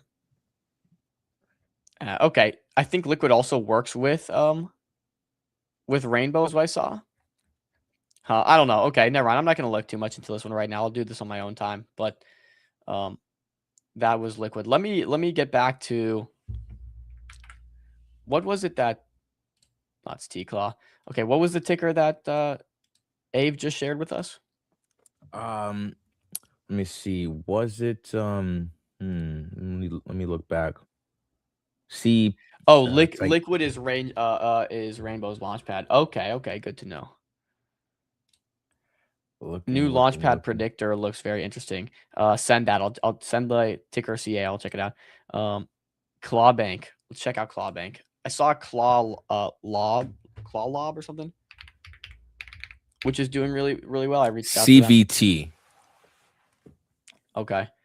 Here, real quick, let's check this out because this one's like slow grinding up. This is Clawbank. Recommended we check out by Pixel here. I'll share my tab. Let's see. Quick TLDR on this. Give your AI agents a bank account. Oh, dude, yeah, I've seen this. They're solid. Actually, There's a lot of people trying to do this, though, is my only issue. Like, what makes them stand out? Who are they working with? Stats, metrics. They've already gotten like some traction. I haven't looked into it, but I know a guy who has. Let me actually do this. Let's go home. There's a guy on my timeline. That's all he talks about is Clawbank, and he's just been charting out. Literally every single day he comes out with a new chart and a new way to look at Clawbank, bro. All right, let's check it out. We don't want to run too long, so we're going to jump off this shortly and try to get to everything else. That's what caused the rip. The issue proposal to Cardano, no official partnership. The issue proposal to Cardano, okay. That's what caused the rip. Okay. I think, like, yes, this is a problem that needs to be solved, right? Giving your agent a wallet, money, crypto, whatever. But there's a lot of people trying to do it, which is why, like, I initially kind of am like, are they going to be the winners? Oh, geez, there's so much to look into.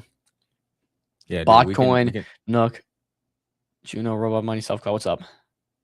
No, I'm just saying, yeah, like, dude, like, here's the thesis on Clawbank. So this guy, you want to know anything about Clawbank, you go to this guy. His name is Livo. I've been following Livo for a little bit. Quantum Whales. That looks really familiar. Hold on, guys, real quick. Let me just quick little side quest. Quantum Whales sounds really familiar. I forgot where I saw that. Okay, but he says AI agents are exploding into the real world, but they have zero legal identity or banking rails to transact. Obviously, Clawbank fixes that. One API instantly gives any agent real-time access to a U.S. LLC, C Corp, EIN, FDIC insured bank account, debit card, and full crypto fiat rails, plus agent-to-agent transactions already are on the roadmap. Their own agent already proved it live by forming its own company and banking itself with zero humans. Product is shipping now. And so that's what I heard about Clawbank, is that they've literally already used the infrastructure already. And he kind of laid that out there. He had a thesis around that, but yeah, dude has literally been tracking this since day one. He's called this since, like, I think it was like 200K. Clawbank is already being supported by Magenta Labs. Magenta Labs is a specialized Web3 consultancy and execution partner focused on ecosystem growth. They act as hands-on deployment and scaling team that helps protocols, etc., grow inside decentralized ecosystems. Fading that update.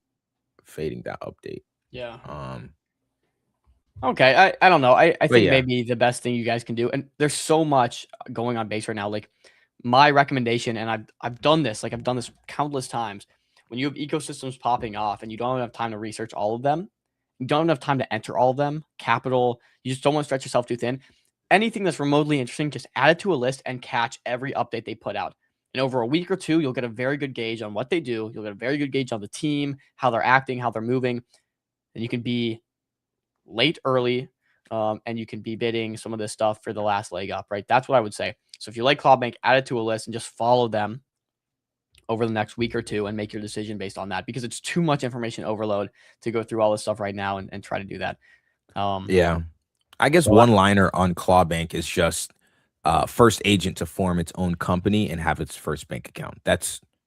And then they have rails. They have rails to bank an agent. And you're a human company plus agent financial banking rails. Okay. I mean, valid. Yeah. I'll add it to the list, I think, is what you got to do. As for like I'll add- everything else we just mentioned, like there's no way you're going to retain everything you need to know just from this. Guys, add it to the list. Yeah, I'm adding it to the list as well. All right, guys. So that's ClawBank. All right, what else? I think that's all. That's what we have for base, I believe. Yeah, we're jumping from base. We'll have to cover more throughout the week or something, but like we'll be here all day. I would say add Hermes OS, add VVV, add, Cyber Ren if you want to or whatever. Just add everything. Add Lick, add, what is it called?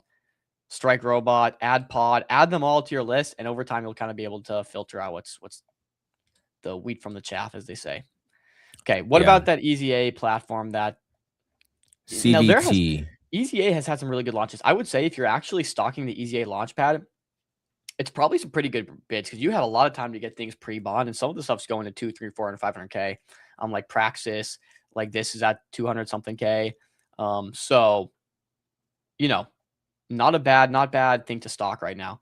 Only issue with EZA, and it goes back to what I've been saying this whole time. We see founder education is not where it needs to be. This is great. Are they what Believe was trying to be in terms of early stage idea projects with cool ideas, cool founders getting backing early? Yes. But again, the pipeline's there, the team's there. Founder education is not. These kids don't know what they're getting into when they launch. I don't think they want to have to go and deal with a heckling community all the time. There's no equity ties to this. And so we run into the same problem we ran into with Believe, to where like, okay, these look good for a week or 2 or 3, and then the kids don't want to deal with this stuff, so they leave. They don't want to actually tie any value to it because it's their company and they don't think that early holders deserve it, or they didn't make enough from fees from it. So we run into the exact same issue. Nothing changes. The other Tradable, thing, yes. Keep going. Investable, probably not. That's all I'll leave you with. The only other thing that I'll say on this is I see that a lot of the founders are younger. Looks like we have a project in the chat. Damon says, my entire community has been trying to get me on here, so thought we'd stop by and check it out. Hope all is well. Your community's awesome, man. Shoot us a DM. We'll check it out. We do have some baselines on who can come on the show, just protect, our viewers and the stuff. Community. So got to be over like a little bit of a specific market cap and have some sort of liquidity there that's manageable. But love to look into it and hear more about it. So shoot us a DM. Feel like it's going to be a bunch of 300, 500K toppers paying for these cheap summer vacations. Yeah. Oh, geez. So look, I mean, one thing I noticed was there are a lot of younger founders, right? Not a lot of people like with like, backgrounds, years of experience in an industry. It's a lot of like, college kids, about to graduate, recent graduates, something like that. So yeah, we'll see. We'll see. That's the nature of the business. It's like a startup school. They do the hackathons. Lots of these kids are in university. So like that kind of makes sense. I think it comes back to the same question. These kids are going to get a little bit of heat. Things are not going to go great all the time. And as soon as they run into it, they're going to quit, like we've seen so many times. Even if they survive for weeks and weeks and weeks and months and months and months, just like we saw the entire Believe ecosystem, except for like 3 people, right? Kled, maybe Orgo, you could maybe say. Outside of that, everyone else has kind of left or kind of died out. And so, like, again, these are younger kids They're not crypto natives. They don't know how to handle the pressure. There is no intrinsic value to these tokens. They're probably not going to loop in equity. So you have to be very, very selective. There is a dime in the dozen, just like we got Kled, and I'm still holding Kled, and it's doing really well. And they raised a $280 million, and they'll probably raise much higher, and they just secured massive deals. Very few and far in between. I think the Praxis team is really smart. At the hackathon, we talked to a lot of really smart, capable people, in my opinion. Again, they just don't know what they're getting themselves into. I'm bullish EZA. I'm bullish their pipeline. It's just founder education needs to be number one, which I think they're overlooking. Bedrock. Integrate Bedrock. Number two, to have intrinsic underlying value. Like, these kids, don't make these kids think about how they need to integrate a token and make a valuable token. They're not crypto natives. They're going to make the same stupid mistakes everyone makes. They don't have someone good in their corner. So integrate Bedrock, just make it equity, or integrate some sort of equity tie.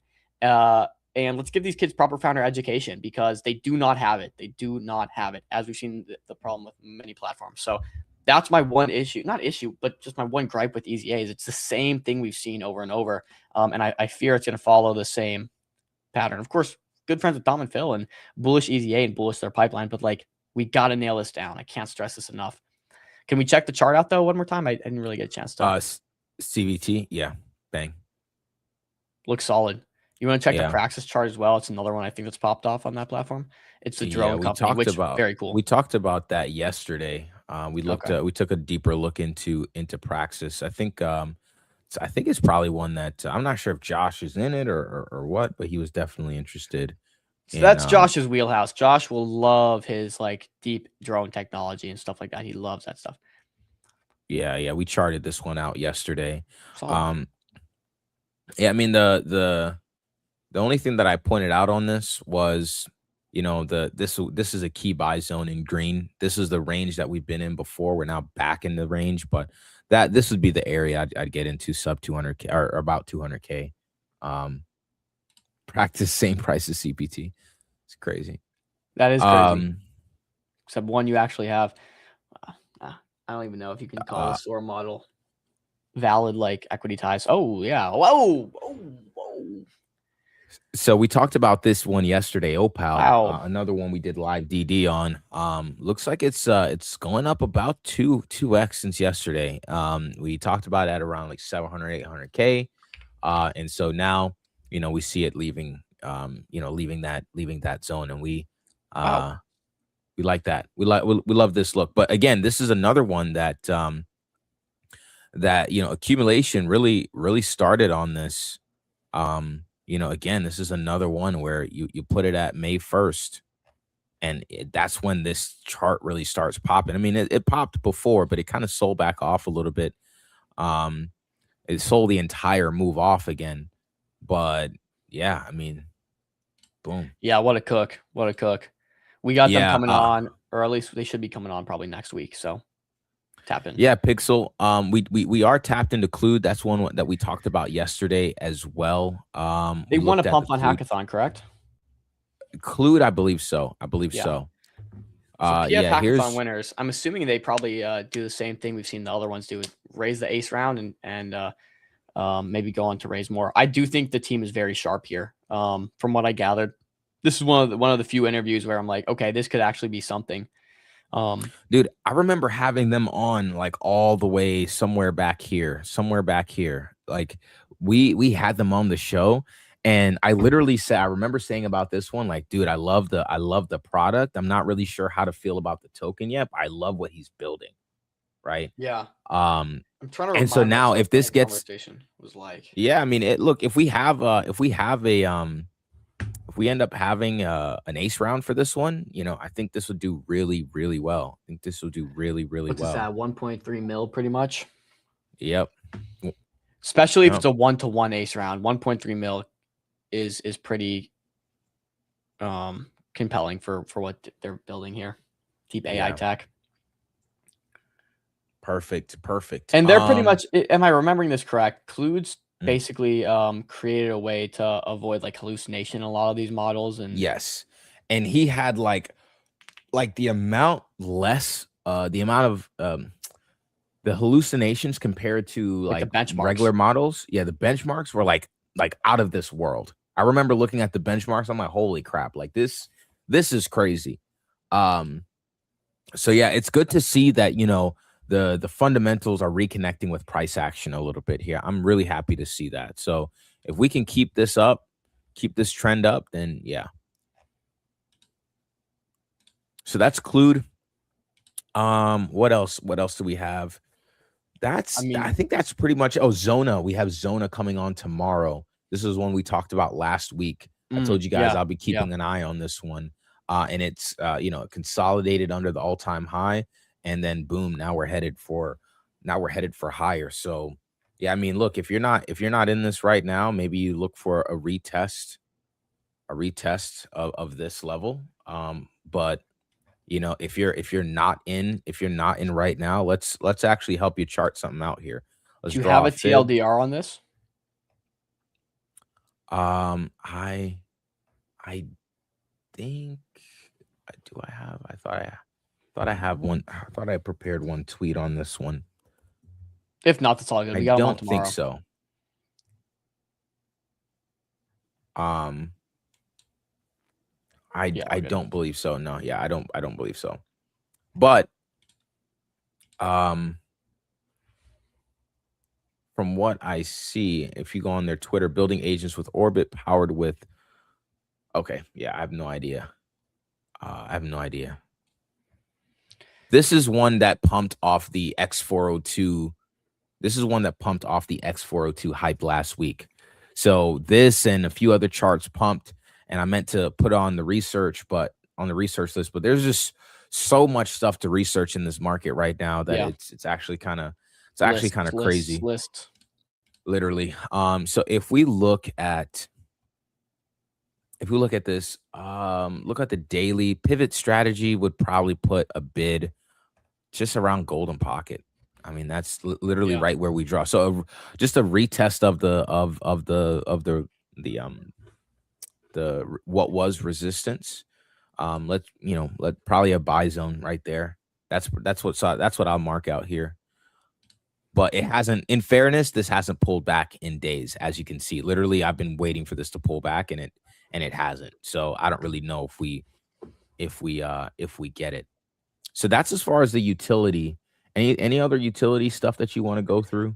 Yeah, I'll pull up my chart. Yeah. I'll pull my chart and try to rip through it fast for you guys. We're gonna jump here. I mean, obviously, Cled's one I talk about all the time, so we'll start there. It's finally caught a nice bounce. I have had this golden box marked up forever. Look, we talked about price action, how you can identify sellers are exhausted. It's very easy when you're doing it on chain. Firstly, volume's gonna be really low. Now it's popped the last couple of days with good volume, but throughout this entire period, volume was 50, 100K, very low for Cled. As well as look at the price action here, look at the price action even here in this consolidation, and here, whatever, compared to right here. See how compressed we are? Lack of sellers, lack of demand as well, but there is, we're waiting for a catalyst for demand to jump in. All right, so boom. That's the prepping for Cled. Avi just put out a tweet as well that said they're going to be poaching a few engineers. Let me see if I can find this right quick for y'all. But here, nonetheless, thesis is Cled's consolidating a lot, hit this golden box. Fair value is at least 14 million based on their last $280 million raise. It hit the golden box. They have the flywheel that's kind of been built in. It got a really nice bounce out of the zone up to 15.5. Since come down, now trading at 13 mil. I'm still bullish at Cled. I think this turns into a unicorn data company and they go and raise much higher. Yeah. Let me look up what Avi just tweeted, because not long ago he tweeted about how they're poaching some TikTok engineers or something. Where was it? Okay, yeah, right here. Can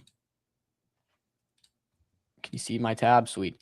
Yeah. So several of TikTok's leading fraud engineers will be quitting and joining the Cled team in the upcoming weeks. Our revenue has significantly climbed over the last few days, and we will be increasing our engineering team size by 5x over the coming months. Check all of our existing career opportunities. Big takeaways here. They are getting the best of the best. TikTok's leading fraud engineers. They need to make an anti-fraud resistance platform. That right there is a huge moat. They can white label that even if they wanted to, whatever. Very valuable. Number two, our revenue has significantly climbed over the last few days, which means they've closed some deals, right? We've talked about the supply side. They're good on supply. Now the demand side, who's going to buy this stuff? Looks like they've closed some deals. So they're hiring. they're profitable. Things are going well. And I like Kled as a trade for the long term. Nonetheless, up 27% on the day, 8% in the hour. Impulsors also bounced. I guess this is, look at this, 500K. Crazy knowing the debt equity structure that they kind of had. Again, seemingly the SOAR structure just doesn't work and people don't care for it. So potentially pivoting to a more A structure or seeing how that would work is an interesting thought. Because people don't seem to trust this as like underlying token value because the company should be valued much higher. Nonetheless, it got a bit of a pump off of this. I'm still holding, although like not much to say, not even looking great, to be honest. Let me go to my hot list. We talked about all the stuff. Pumpcade, you want to talk about, ace round. Pumpcade obviously was the first to do ace rounds, holding up very nicely still to this day. Good volume. Every time it gets dips, it gets bid up. Waiting on the release of their platform. I do, like I said, personally think it's overvalued with pre-product. They've raised $6 million. Yeah, so if it comes down in these ranges, I'm probably potentially a bidder, but I think right here I'm not. Nonetheless, it's been holding up really nicely. What else? Kodak, you talked about, pumped really nicely. Obviously, Troll pumped. I'm sure you talked about that yesterday, leading to Goblin as a beta play following this. What else? Let's do Blocks, which is doing the ace round stuff. Right, Blocks is doing the ace round stuff, holding up very nicely in this range. People seem to think this is fair value. I believe they did a 1-to-1 swap. Is this gaming studio 600K fair value to be buying? I think that's the question. We need to see some good games come out of it. I think, simply put, we have them coming on later this week, I believe. We saw Dexter as well take this. And again, like just objectively looking at this, the ace round has been much more successful, at least to date, than any other sort of equity structure we've seen. Dexter has been pumping as well. That part. Yeah. Like objectively, say what you want.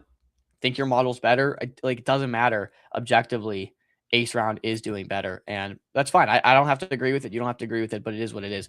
PayAI is pumping a ton. PayAI went from 2.3 million up to 13 mil in a couple days. Again, with this kind of X402 resurgence we're seeing, this is your leader. This is your leader. If you think X402 is going to be good, you can bid PayAI at any point on a dip, and if X402 succeeds, I think PayAI is probably in that cohort. Right? Yeah, we called out PayAI on Friday off the golden pocket retest, and now it's up 2x from there. So another one. You're welcome. Let's go. Yeah, that pretty much does it for me. We don't have to sit on here too much long. Okay, would love to see Damon on here. Daemon. Daemon. Let's see. If it's a shit coin, I'm going to give it attention. Yeah, okay, it's a fucking shit coin. So not going to give that any attention. I'm sorry. Sorry. If that was the 34K token you're talking about, maybe I got it wrong. But if that was the token you want to see, it's not happening. Yo, you guys see my messages, bro, or no? Guess messages? Not. What messages, Top Fumbler? He said, "Guess not." Wait a second. Top Fumbler, what's up, Brody? Where are you messaging us? Yeah, talk to me. While we wait on you, bro. I'll rip through one thing, a thesis of mine that's kind of been sitting in the back of my head a little bit here, and it's come back to it's bouncing off a decent area. So let's see. Boom. Fumbler, where are you messaging us? TCG here. That was the wrong token, Damon said. Okay, we'll take a look check again. Out the right one. Top Fumbler said here. Man, maybe our comment section, we're actually losing stuff in the comments now. What the heck? Okay. Do you guys see my messages? I see the question mark. Thoughts on new. Oh. Sorry, there are a lot of messages here, so it's kind of hard to keep up. If this is what you were talking about, I see it. Charms AI. Yeah. He said Charms AI Launchpad. We'll check it out.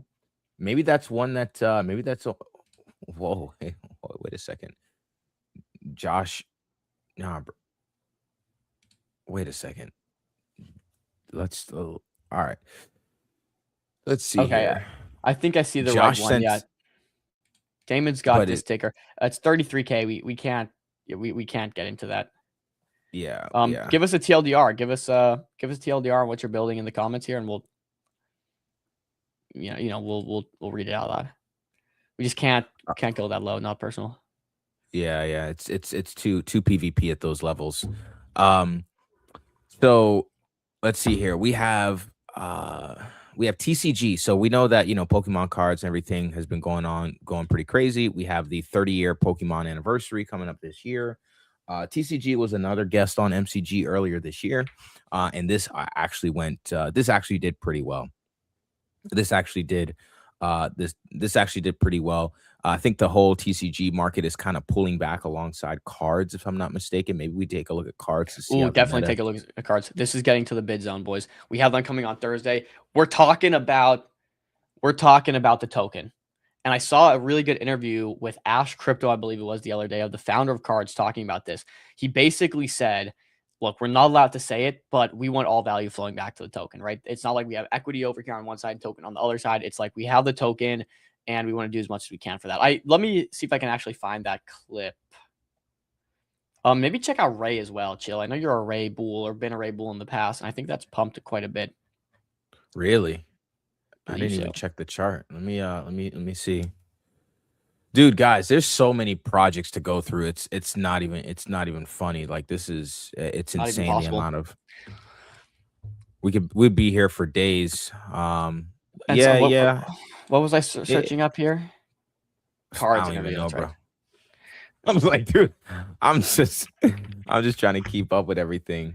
Let's get that launch pad for Fumbler. Let's get whatever Crypto Jones is talking about. Predictor new launch. Check it out. Yo, we're at 3.5 hours, by the way. Yeah, we got to call it in. I do think this is a bid zone. Either way, I'm not going to play the clip. This might be it. So if you guys are in the comments, feel free to check it out. But TLDR was Ash Crypto, I think, had the founder on. He basically said, look, the cards token is our main priority. We want to funnel revenues through it. We want to make it as valuable as possible. We're not thinking about like selling equity. Until there's legal clarity, we can't literally say this is equity in the company, but like you can assume that's what it is. It's pretty much what he said. Don't confirm for yourself, but that's how I interpret it is very clear. But yeah, this is a bid zone. I mean, I could go right now and pull up some insane stats on cards, and they're doing crazy numbers, and they continue to do crazy numbers. It's one of the best, I think. Yeah, one of the best bets in crypto right now. Jigglypuff are making prediction markets for raw cards before the slab.pf hackathon entrance too. Jigglypuff, maybe just check ticker real quick, see if it's worth even talking about here. It's not that we don't like micro low caps. We just we literally cannot cover everything. And if we talk about, dude, we have micro caps 500 50, people. 100K. We have 500 people, 550 people almost on this stream right now.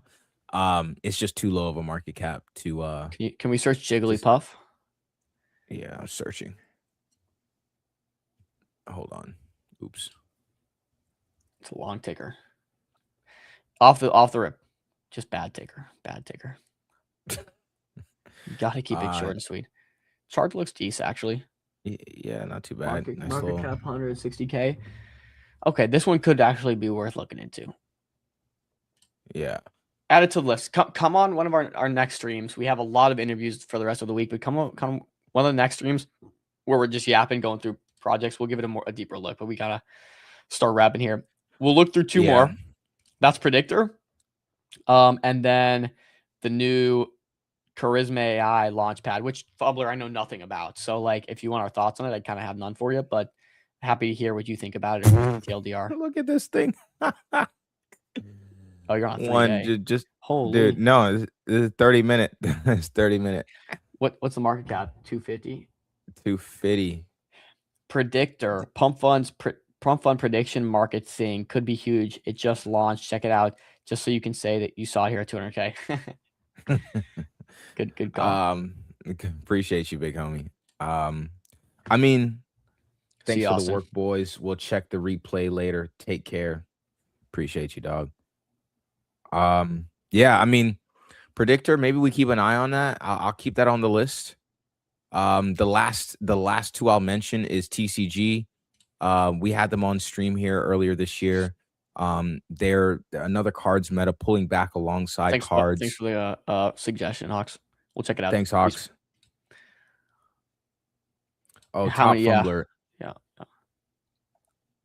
2 posts on Predictor X. Lots of bundled wallets. Sus. Okay, yeah, we'll take that under Fumbler's got a good gauge for that kind of stuff. So Yeah. Awesome. Solid. Yeah, so that's TCG cards meta. Streaming on Pump Fun since January or since December. Came on the show, did really good. Love their tech, love what they're doing. ISO is another one. It's a new DeFi primitive. I'm gonna get a thing out for you guys, but I've been kind of digging these new primitives because they're more crypto native than anything else. did we have them on the show or no? I can't remember.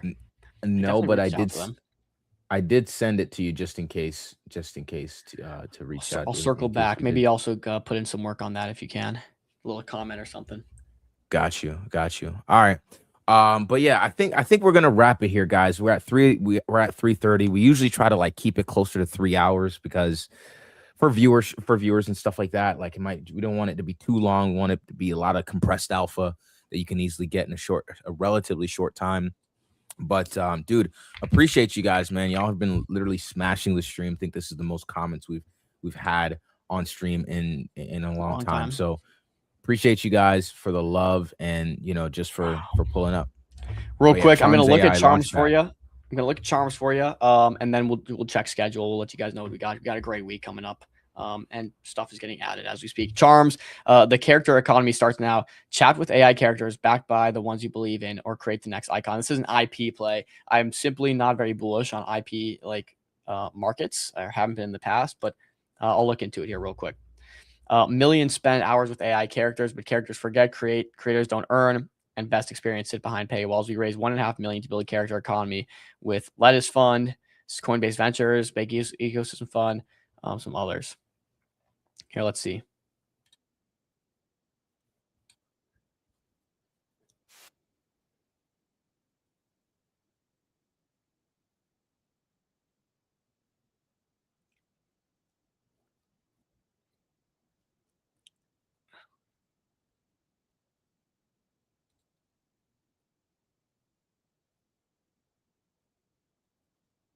I'm not hearing any audio. Sorry. Basically TLDR is you chat with these AI agents. Each of them have a token attached to them.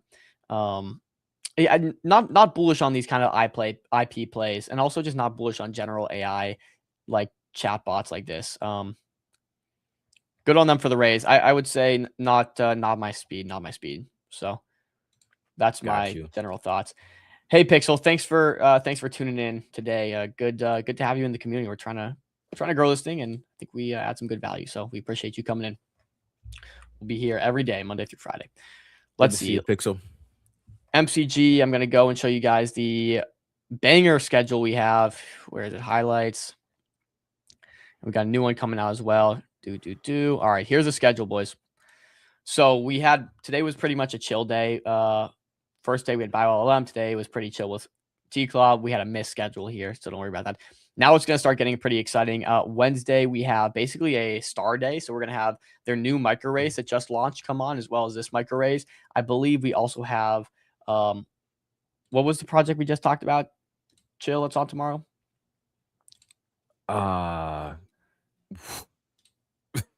We talked about a lot of projects. Jeez, boys. Was it an Easy A project? Was it? No, it was the one whose chart you were watching. The chart had pumped really nicely. ISO? No. TCG. Cards. Oh, don't worry here, guys. I'm just gonna pull up our live stream backend database because not everything is on this. Not everything's on this announcement, guys. Here, 1 second. Okay, so we had a lot, guys. I was at conventions all week, so I didn't really have time to get the schedule out until last minute. So there's lots of last minute fills here. But yeah, so Monday we had BioLM and we had Dexter. So two good ones. Today we had T-Claw. I wouldn't touch that token. Tomorrow we have Trace on from Easy A. We have Easy on from Easy A. Both did their new micro raise kind of thing. Then we have Zona on. Okay, so Wednesday, all of those we mentioned Zona here just now, and then kind of Easy A day. The 14th we have Primus, who won the Pump Fun Hackathon. They're doing good stuff. Then we have Slabs as well and Cards on that day. We might also have Jurassic Finance after that. So another banger of a day. Then what was that? that Thursday? Then Friday we get a Refi, which is the craft's first launch, who's doing the bid sealed auction. Then we have Metalex on, who's going to come and talk about their ace round, which is very interesting stuff. And then to cap it off, we have Fraudsworth on to come and talk about how that Fraudsworth Ponzi that they're kind of building is going. It's actually held up really nicely. So, yeah. Okay, guys. It's going to be a banger. Josh wants us to wait because the new schedule is about to come out. I just covered it, though. But tap in. It's going to be bangers. As always, we'll cover what's hot in the market. Add things to the list. Lots going on. Lots of exciting stuff. Next week's already going to be a banger. We're already funneling people in. So, CVT, we covered already. Yeah, we covered. Appreciate you guys, man. But look, next week we have a ton of other updated. Oh yeah. All right, look at this. Bang. Let's do this. Bang. This is the official updated schedule here. So again, you want to follow at MCG Live. Go to our account. Go to the account, follow at MCG Live, and you'll see all of the updated schedule stuff. So anytime there's a schedule update, we'll always post it. So you want to follow the account. So here's the full on list that we have. So Alex, CVT coming on tomorrow at 12 There we go. PM. Didn't even know that happened. We got Zona. We got Primus cards coming on tomorrow. Slab Zap, Pump K, Dexter. Metalex. Metalex is coming on. Josh, we gotta stop Friday. doing the tickers for like Metalex here because that is confusing. I will say. Maybe he can edit it. This just came out. No, it's okay. It's okay. It's not a big deal for now. But I think that's been the strategy here for like ecosystems is posting some of the ecosystem tickers, and I don't. Gonna say probably not on that, but Metalex, ace round stuff. But yeah, Metalex Ace Round stuff, we'll hit that. And then we have the first crafts launch, Refi Hub on Friday as well. And then like Dom mentioned, we have Bob coming back from Fraudsworth. So, dude, guys, a lot of great stuff happening. Markets have been ripping. I hope you guys have been doing well on chain. I'll be out for the next week. I'll be celebrating my 5th year anniversary with my wife. So I'll be dipping out to spend some time with the family, but then I'll be back. So appreciate you guys. GG's to all you guys in the chat. We'll see you guys very, very soon. Banger week. Appreciate we really y'all. cannot fit much more in these streams. I don't think we can fit much more in these streams. These are insane. We're gonna have to start, I think, doing like 5-6 people in just like 20-minute segments. We might have to, bro. We might have to. Chat. If you're good with us doing like quick 20-minute rounds with more projects on each stream, just hit W's in the chat underneath this post. Just hit W's in the comment section underneath this post, and let us know. There's give and takes, right? If we're doing 20-minute conversations, we're gonna get the high level stuff out, lots of alpha dance, but things are gonna fall through the cracks as always. So interview maxing indeed, which is ironic because we have to be interview maxing while everything's hot, and we also have to be chart maxing like analyst maxing while everything's hot. So we got to we're working on a whole new structure, I think, where we're going to separate kind of interviews from charting, and it's going to be great. We got a whole plan for you guys. Don't worry. We're grinding on the back end. Love y'all, boys. Keep it up. It's a good market. It feels good. I think we've positioned very well. I think we've called some bottoms, and my portfolio is feeling good. I'm feeling optimistic. Chill. Any last words to sign off to the boys? GG's, y'all. See y'all in the next one. Fa.